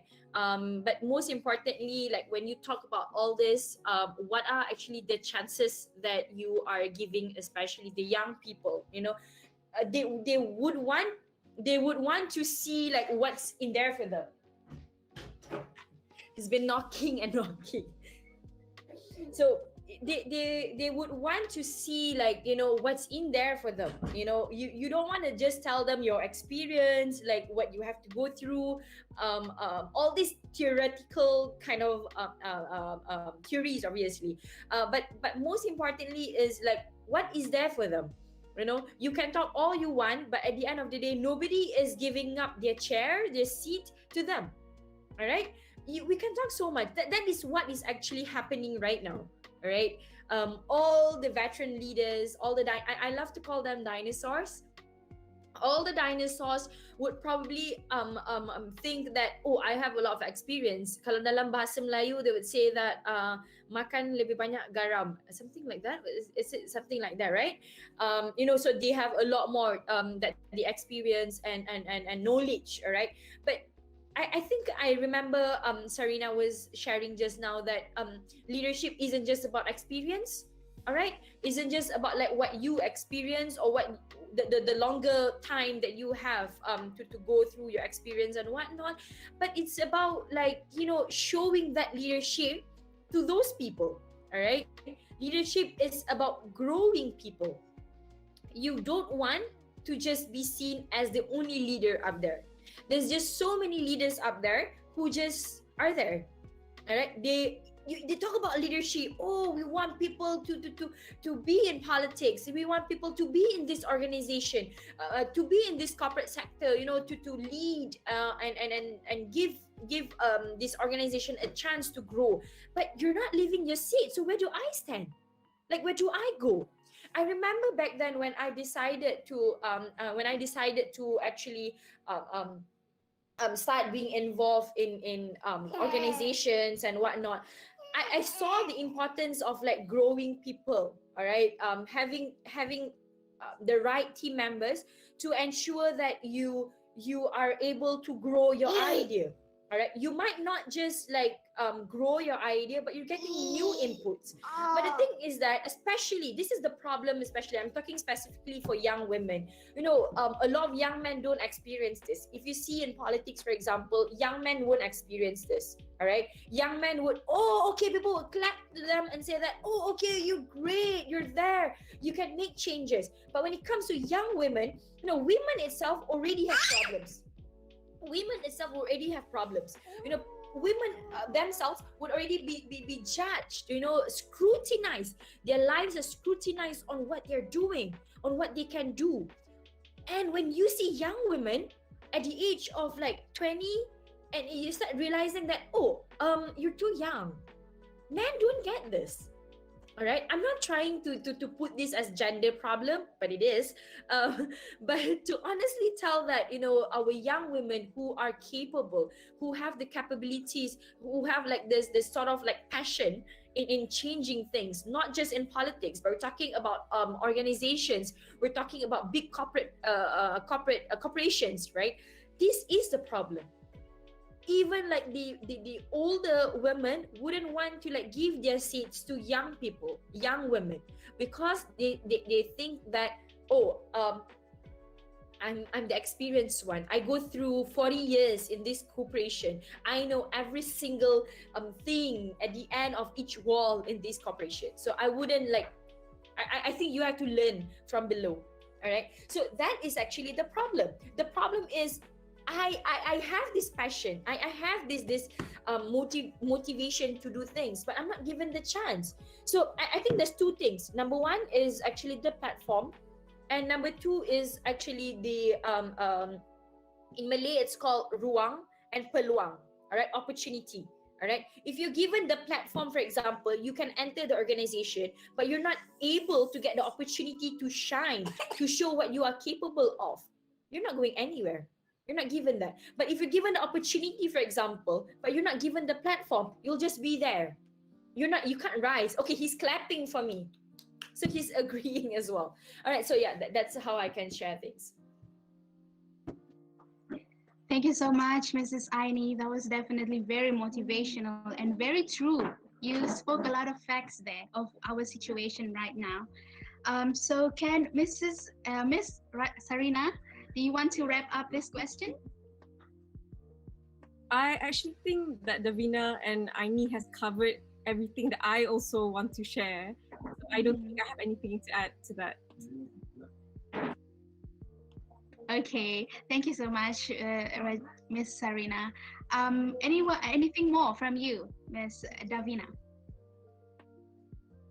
Not so much, but I think, kind of just going a little bit more on what Aini said. She's absolutely right. We obviously need more older leaders to say this is now your time to take the baton and then go with it. But I think as a young person, when you are in a position that you find that no one is giving you that opportunity, I think the biggest thing you can take from that is that not to be discouraged, that every little you can do, even if you don't have the title of being a leader, you are a leader in every sense. Even if you're in a company, if you're in school, if you're in a organization, if you're in a group project, even if you are not considered the leader by title, how you are contributing to the group it's the determinant factor of whether or not you are leading and playing an important role in that circumstance, right? So I think you have every opportunity you're in basically is an opportunity to be a leader based on how much effort you want to put into it. And I think you can always exercise and learn that skill whether or not someone has moved aside and given you that opportunity. And so as a young person, I think the biggest thing we can do is constantly exercise that, constantly look for opportunities to be to play a role wherever we are, and that helps us build the skills, build the confidence we need to be able to take that on when somebody or when presented with the opportunity to really do it on a larger scale. So yeah, just that adding that. Thank you so much, Ms. Davina. You definitely wrap up that question with a very good perspective there. I really, truly enjoyed it. Ladies and gentlemen, it is time for our Q&A session. The floor is open to accept any questions. Please leave your questions in the Google document that is provided in the YouTube live chat box. Thank you so much for your cooperation. Now, before we jump into our first question from the floor, here is your first keyword, participants, for your attendance form purposes. Your first keyword is luminary. Luminary.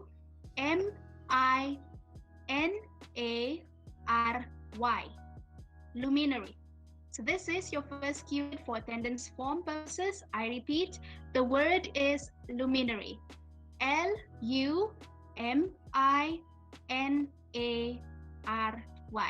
I hope all of you got that. Now, shall we begin our Q&A session? A lot of our participants here have asked us a lot of questions. So because of time constraint, I had to cherry pick. Yeah, because of the attendance form purposes. Now, there's this one question. I shall read them out. It is unavoidable being a leader to make the final decision sometimes, and the final decision could lead to a bad end. How to improve your moods when this happens, when the people that you lead push the blame to you. Okay, I mean, I could improve my moods for a while, but at the end of the day, I would just keep thinking about it, like just your fault because you're the leader and it's your decision.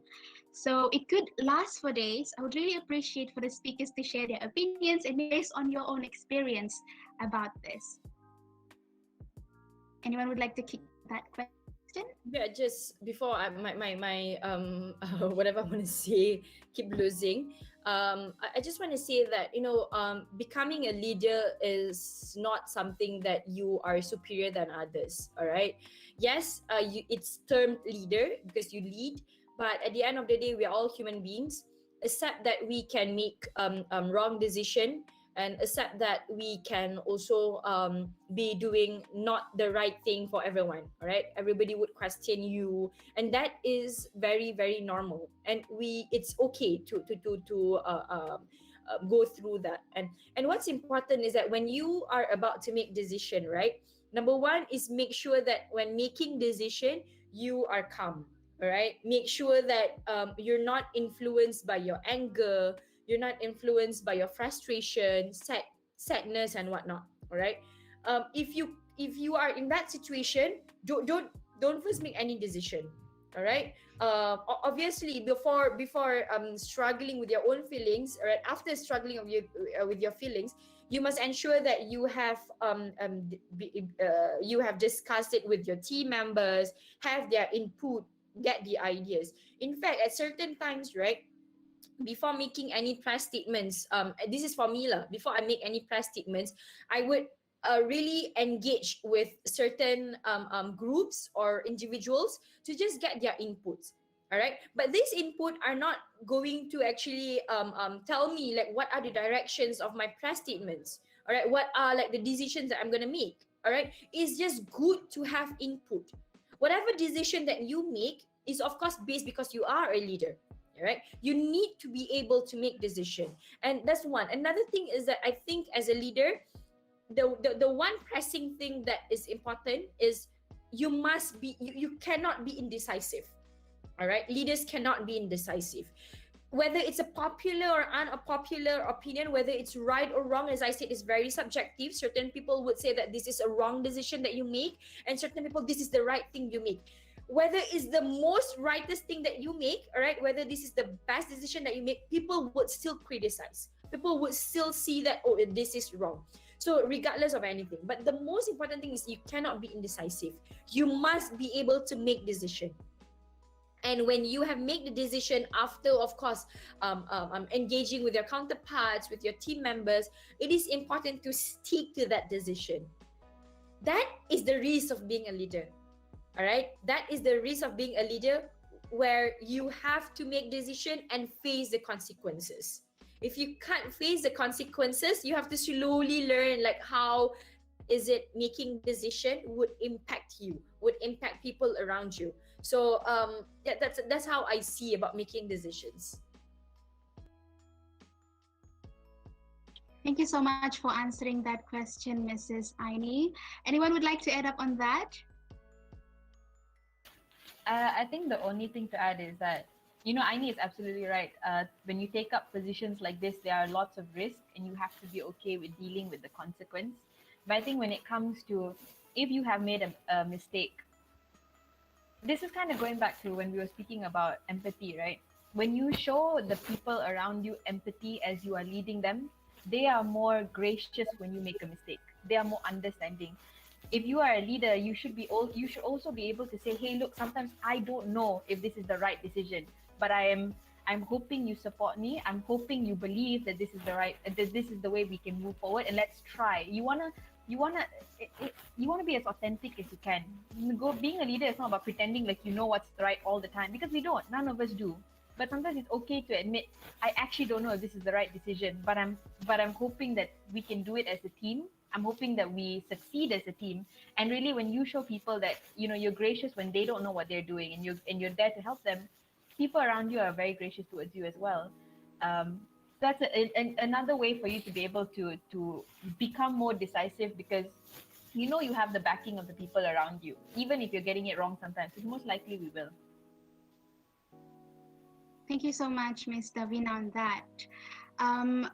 A lot of people, our participants here, they are asking a lot of questions on before you become a leader, because a lot of them are still afraid to take up the challenge of becoming a leader, because the word leader is like such a big word for us to take risk, So a lot of our participants here, they want advices, or rather motivation, on how to, look at that risk or take courage to just, take the mantle and become a leader. What do you guys think about this?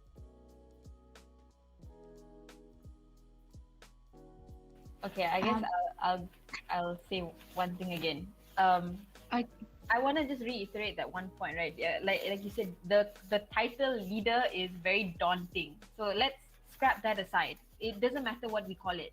But when you are in a position, whether it's a group project or whatever, if you see that there is an opportunity for you to deliver a little bit more than you were given, take that opportunity. Because it doesn't matter whether or not somebody appointed you as anything.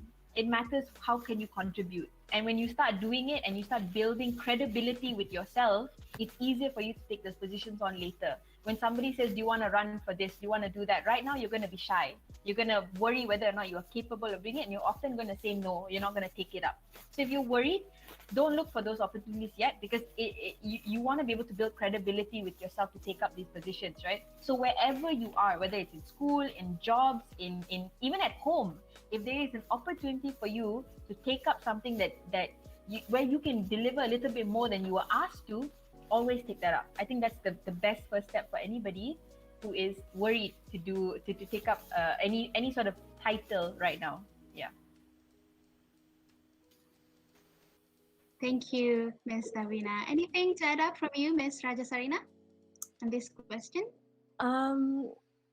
You mentioned how a lot of people feel that being a leader is a very daunting role, and I believe that it is. But a lot of people seem to think that you're only a leader once you're given an official title. By right, I think everyone of us is a leader. It's just whether you're paid for it or whether you have a title for it. If you're an older sister, an older brother, you're a leader, my friend. If you've ever had to lead a group project, if you've ever had to be a prefect, head prefect, a librarian in your school, you had a leadership role, but perhaps you didn't value it as such. I think if you do intend to take up an official leadership role, a leadership role that's given a title and has big responsibility, and there are a lot of people that you have to lead, you have to be prepared that criticism comes with it, because a lot of people's livelihoods depend on you, and it's really important to not lead with your ego, because when you lead with your ego, whatever criticism that you receive, you perceive it as an attack, when in reality it's feedback. It's feedback for you to improve and for you to be a better leader, for you to fulfill that role better. And with leadership comes honesty. Honesty is such an important component in leadership. Honesty, transparency, vulnerability, and I think, like Davina, mentioned, and also Aini, when you are empathetic towards yourself, you're really honest with yourself, you are able to be empathetic towards others. You're also able to be honest with others. You're able to be honest and say, I didn't make the best decision, but I want to do better. Tell me how I can do better. It's so important to be honest with yourself, because, yes, it's true that leadership, to be a good leader, you do need some experience, or obviously you need some experience, but there are stumbling blocks along the way. You can be 50 and be be a leader your whole life, but it doesn't mean you stop making mistakes, because with leadership there's always a new challenge. With every year that passes, society evolves, people evolve, our needs evolve, our definition of well-being, happiness, and all these things evolve, and so you have to learn to keep up to the needs of the people around you. You have to be sensitive to that. Thank you, Ms. Rajasarina. How about you, Mrs. Aini? Do you have anything to add up on that? I think I kind of agree that a lot of things that Sarina and Davina shared just now, that at certain at certain time, I think that people perceive the term leaders as somebody who is on another level, because I think at the end of the day, every and each of us embrace first the fact that we are the leader of ourselves. All right, we need to first lead ourselves. You need to be confident. you need to first be confident about dealing with yourselves, right? And that is basically the most of course basic thing that we have to embrace, right? You cannot be leading your as a mother, you cannot be leading your family. If you have a small organization, you can't be leading your um, um, organization without thinking that the first thing that you have to do is lead yourself. All right. And of course, if leader, if it's called if we call it leader, macam it's like a taboo to call it like a leader ni macam another level, for example. Let's not call it, let's use another term. It's just a term where every and each of us have seen it or making it to another level. All right, so it is also important if, let's say, we can rephrase it. All right, or probably in your organization you just want to make sure that a person leading certain departments, for example, so you have to be able to tell, like, you are leading this department and we are working together. So certain people, it's like it's not so normal for people to see, like I think it's through the culture itself, because people have been seeing, like, okay, if you are a YB, you are on another level. If you are the leader in this corporation, you are on another level. The respect should be different, the way you are treated should be different. I think we have come to a point where it is no longer necessary. All right, there's mushrooms of organizations out there, corporations and political parties out there who are indeed have different views on how they see leadership. All right, they see how leaders should work, because it's actually a culture of many years, where if we see, like, what 30, 40, 50 years ago, how people treat leaders as different. When thinking about it again, you are the one who vote them in. Well, this is specifically for politics, but when it comes to corporations, for example, you talk about leaders in there. Even though they're not voted in there, they, of course, they earn it. Obviously, they would say that I earn it. That's why I'm here. All right, but without the people, your team members, your counterparts, it's not easy for you to be there. So respect should be mutual.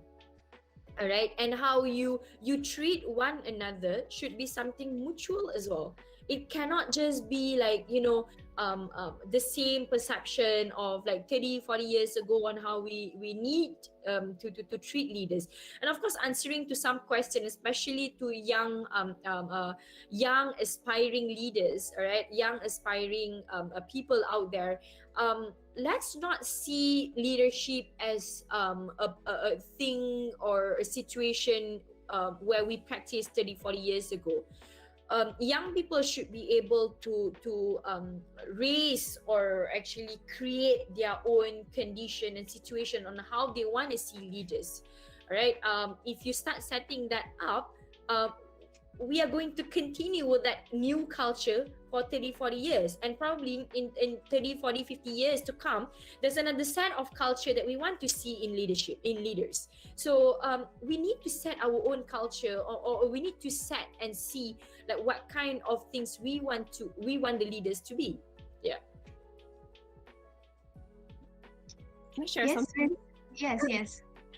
I just got a flashback to when I first started in advertising. I'm no longer in advertising, but when I first joined the advertising industry, we were given a seminar for all the new employees, and majority of the new employees were young.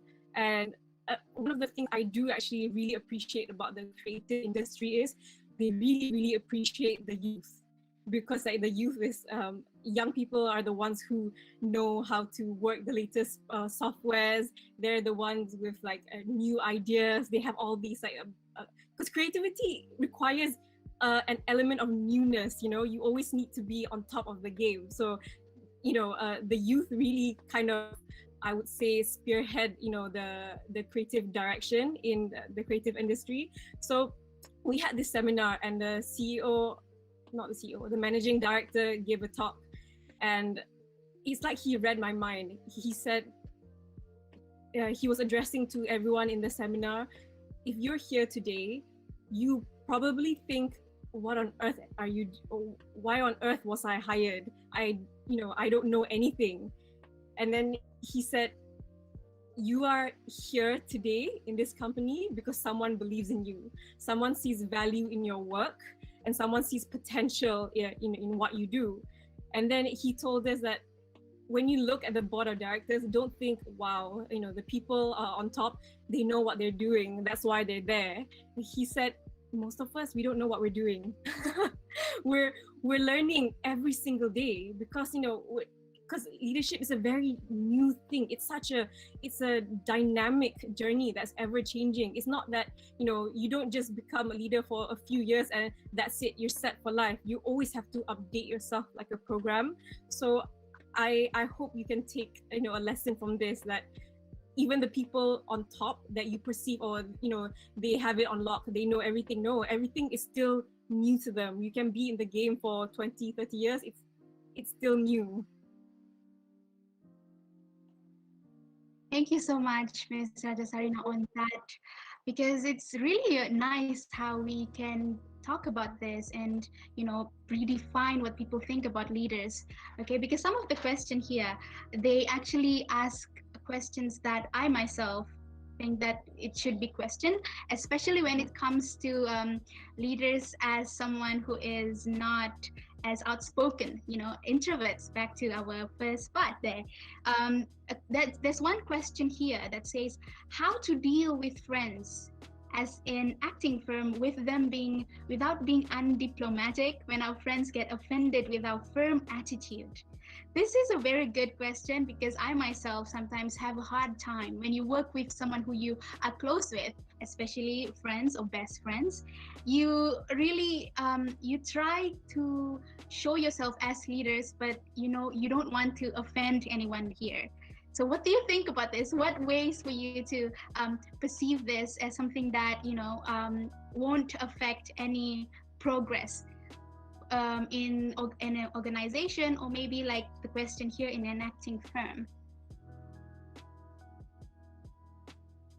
I think I can jump in really quickly. Okay. It is very tricky to especially work with people that you are close with, and trying, so there's two conflicting things, where you don't want to hurt their feelings, but you care about the outcome and the results.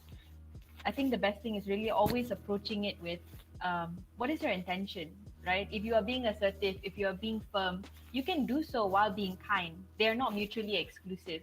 And also, when you are, what is the place that you are coming from? Are you doing this for the betterment of the project, the team, whatever it is that you're working on, or are you doing it to assert dominance? And people can feel that. People can feel where you're coming from when you're delivering a message. They can feel if it's coming from a good place or not. So how gracious are you being to the other person? How kind are you being to them? Even when you're being assertive, are you giving them the space to voice their opinion? Are you giving them the space to challenge what you have to say? If you're not giving them the space to at least say, I don't agree with you, does that make you a good leader? Because you want to be able to give the people around you a voice, even your partners, even the people on the same level as you. You want to be able to create some sort of conversation before jumping into decision of being too assertive, for example. And that's how you get people to trust you, because they know that you are willing to listen to them when it counts. Yeah. Thank you so much, Ms. Davina. You about to say something, Ms. Sarina? I think that when it comes to not offending people, there's only so much that you can do, because you can be so well intended but still hurt people's feelings if they choose to comprehend it in a way that is offensive. It's all about interpretation. You know how people always say, oh, communication is key. No, comprehension is key, because you can communicate your thoughts and feelings as much as you want, but if people want to be hurt by what you're saying and twist it in a way that is not what you mean, they can do it. But I also think if you are a sincere person and you really mean well, it's hard for people to twist it so much. If if you genuinely have the reputation of being someone who's kind, accommodating, diplomatic, and respectful, there will always be people who will back you up. And even if what you say may be harsh, I think people will open up to what you're saying. And there's this saying that it's not what you say, it's also how you say it. It's not necessarily your choice of words, but how you choose to deliver that. Are you going to raise your voice, or are you going to tell someone off, like in a room full of people? It's about delicately choosing the right time and place to address certain things. I really like this story on Imam Shafi'i. So Imam Shafi'i is one of the biggest scholars in Islamic history, and he did this lecture, and someone in the audience really disagreed with him, and he went around the village saying, oh, he hates Imam Shafi'i for saying this, he doesn't agree with Imam Shafi'i. And then the next day, Imam Shafi'i, after hearing that this man was going around the village saying all these things about him, he held the man's hand. Can we not disagree and still be brothers? And it's really that sincerity. We can disagree, but listen, my disagreement is not a reflection of my disrespect for you. My disagreement is me respecting myself. I cannot respect other people if I don't respect what I stand for. So be sincere with what you believe in, and the right people will still respect you for it. I agree with Ms. Davina there. So beautifully said, Ms. Sarina. Anything to add here, Mrs. Aini? I don't really have much to add because I love to hear, especially from Sarina and Davina, because they have always said that they are introvert, and introvert is not something negative, because people have been coming to me and say that, oh, I'm an introvert, how do I change that? Why are we not cherish the idea of like introvert is also good? Why do you want to change that? I can't be changing myself to become introvert right now. So why is an introvert wanting to change to become extrovert, so that you can assert decisions, or you can assert any commands or whatever? Just stay where you are. If you want, you would be able to actually achieve what you want to achieve when you celebrate what you are right now, and see what you can do, instead of like, I need to change to become this person so that I can achieve this. All right. And you've seen, look at what Sarina and Davina has been sharing, like, in making sure that you want to assert things, for example, especially when you are introvert, like what do you do? So it's a very it's a very, of course, subjective thing that people can celebrate or see, but I think we all share that kind of perspective, and we need to be able to celebrate like what kind of person that is leading. Yeah. Thank you so much, Mrs. Aini. You definitely wrap up that question quite excellently. I like that so much. Yeah, speaking about introverts just now, it's very nice how Ms. Raja Sarina gave us with the perspectives that, assertiveness is not something that you should consider as something that is negative, and also criticism, it is all based on our own interpretation. I myself appreciate your answer a lot. Exactly, we do, Ro. Okay, so that we also have another question here. Okay, alongside with the praise, actually, the participant said that he or she has been enjoying the different takes from each of the speakers, who are all beauty with brains. Okay, I would like to ask any of the speakers here their thoughts on verbal and written communication. Some prefer one over the other. Okay, verbal or written communication. What the speakers think of this form of communication? Do you feel more comfortable with which one? I think what our participant here wants to say is that in terms of leadership, what form of communication that you are most comfortable with, and why?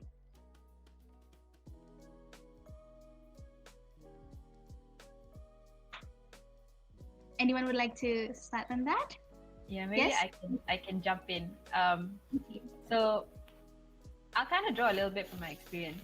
When I started out, speaking didn't come naturally to me, and I was very shy to speak. So I preferred writing because, like Sarina said, it gave me the time to put my thoughts together and then put it out on paper, right? And so I'm going to say this for any one person, I don't think you necessarily have to decide. I think personality is fluid. You can learn to like something else, you can learn to be better at something else. So I started off really preferring writing because that came naturally to me. And then when I learned, or I had to learn how to speak better because certain circumstances called for it, I realized I got better at it. And now I like speaking a little bit more because it's a bit easier for me to formulate my thoughts. So I think it's fluid. I think it really depends on what circumstances are you in. Is it necessary for you to be good at speaking right now or writing right now, and do you want to learn in any particular thing? Which is why I think it depends on, are you willing to learn and do you want to learn? Because you can gravitate towards either. So for me, I think it's always been a journey of just what did I decide to focus on. So right now I like speaking a little bit more, and it's the kind of it's a skill I'm trying to develop, obviously, for myself as well. So yeah. Same here, Miss Davina. I'm also developing on my speaking skills. Anything to add on that, Mrs. Aini, or maybe Miss Rajasarina? I agree with Davina. I don't think you necessarily have to choose, but if you were to choose the platform that you are most comfortable with, because that way you know you will communicate to the best of your ability.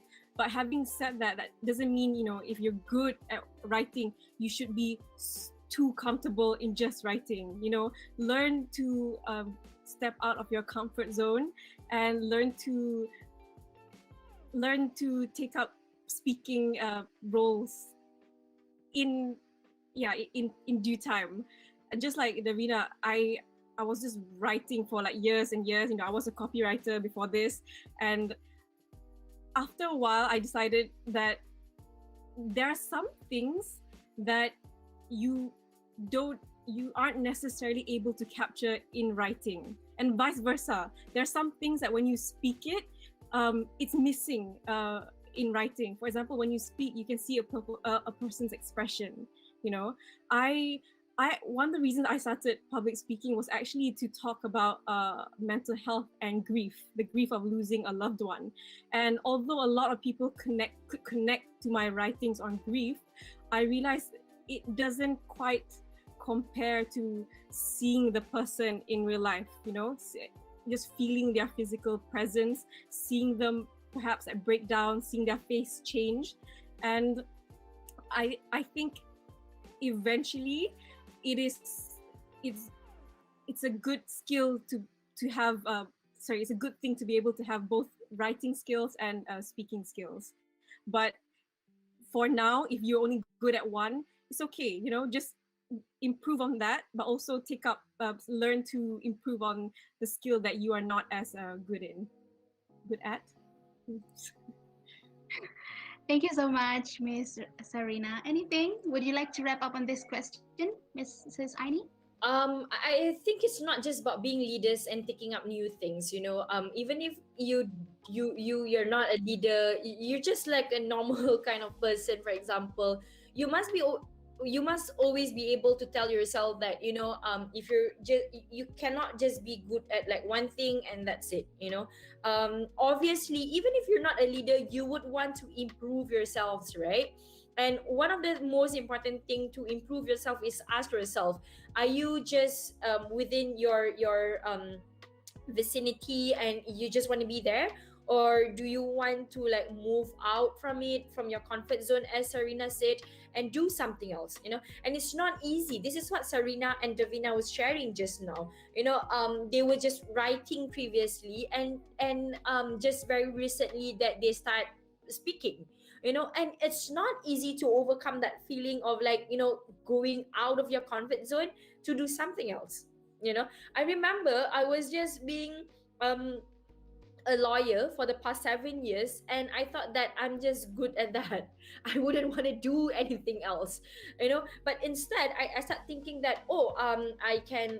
This is like in my business, so I wanted to explore more into how to develop businesses for other people. So I start trying, to explore into that, because I had the experience, but I didn't want to pursue because I thought that I'm just good at being a lawyer.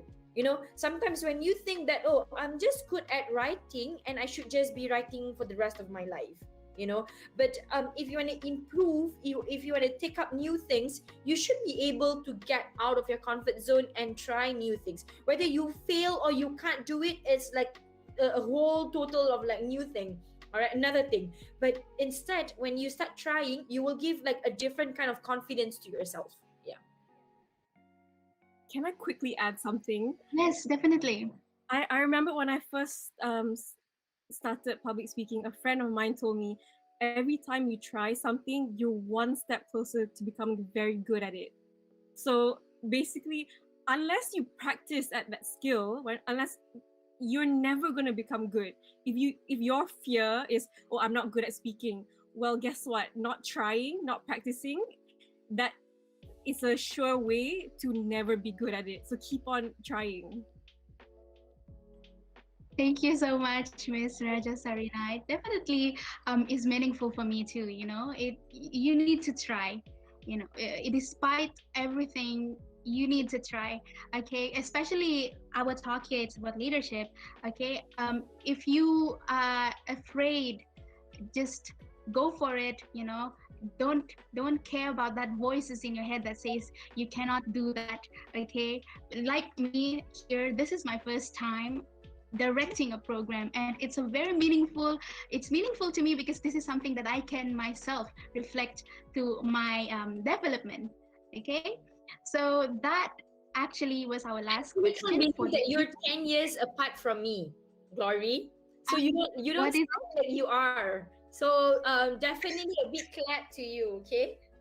thank you so much. You did Okay, I great. received a compliment. Thank you so much. It's really this talk right here.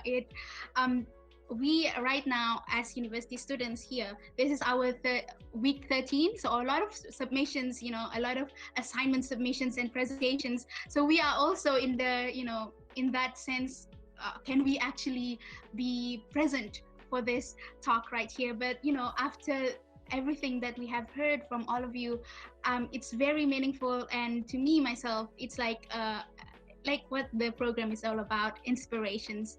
I gain new motivation for me to push further. Okay, so that was our last question. Sorry to those who we cannot go through because due to time constraint, I had to cherry pick. Special thanks also to all of our speakers here. I think I said a lot of thanks already, but I would like to thank again because of your very sincere answer based on your knowledge and also your experiences. Now, before I end this session, I would like to leave all of you here and also the participants a snippet of a speech actually from Theodore Roosevelt called The Man in the Arena. I really like this, so I would really like to end our talk with this. Um, it is not the critic who counts, not the man who points out how the strong man stumbles, or where the doer of deeds could have done them better. The credit belongs to the man who is actually in the arena, whose face is marred by dust and sweat and blood, who strives valiantly, who errs, who comes short again and again, who at the best knows in the end of the triumph of high achievement, and who at the worst, if he fails, at least he fails while daring greatly. Something to ponder, everyone. Now, once again, thank you for being with us today. I would like to pass this floor back to you, Hadi. Thank you so much, Glory. I believe everyone gained amazing insights from this talk because I know I did. Ladies and gentlemen, before we reach the end of this program, let us all watch the program's montage prepared by our amazing PDI team.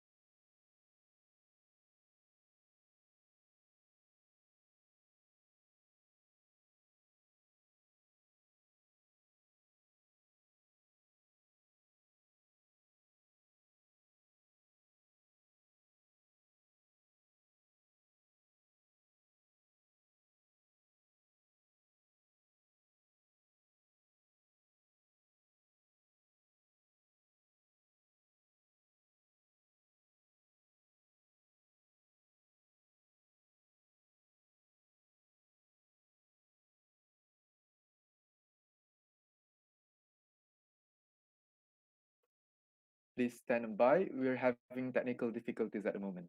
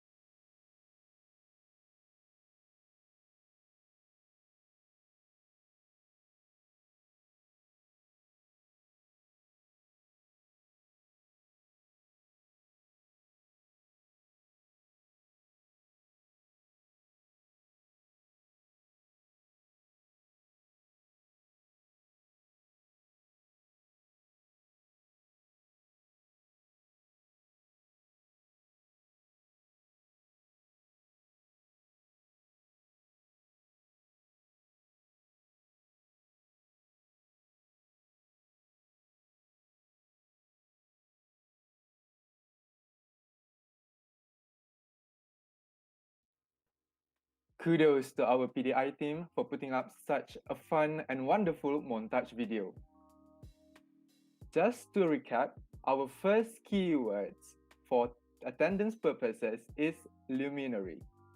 Luminary.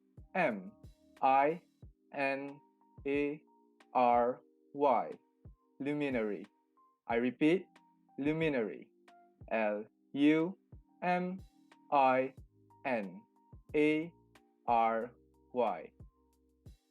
I am sure all of you are waiting for the second keyword. So here it is. Participants, your second keyword is resilience. Resilience.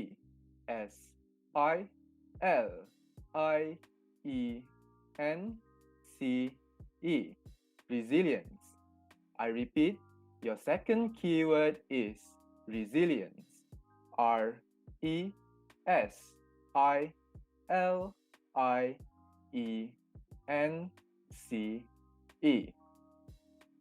Now, we would like to ask everyone in the Google Meet platform to turn on their cameras for photo session. Let us all give some lovely poses for the pictures, alright? PDI, please take over the session.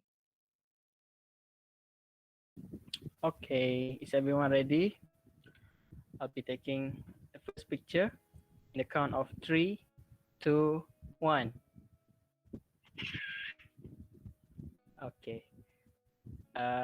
We'll be taking another one in the count of 3, 2, 1. Okay. Thank you. Thank you everyone for your cooperation. Participants, the attendance form is now being released in the live chat box. So do not forget to fill it in to get your MyCat or CHAM and e-certificates. Ladies and gentlemen, this is the end of the Aspire to Inspire Leadership Talk. Thank you so much to everyone who has joined us today, especially to Ms. Davina Devarajan, Ms. Raja Sarina Iskandar, and Ms. Aini Hazika. Not forgetting all the wonderful participants who have joined us in hope of gaining new knowledge from the event.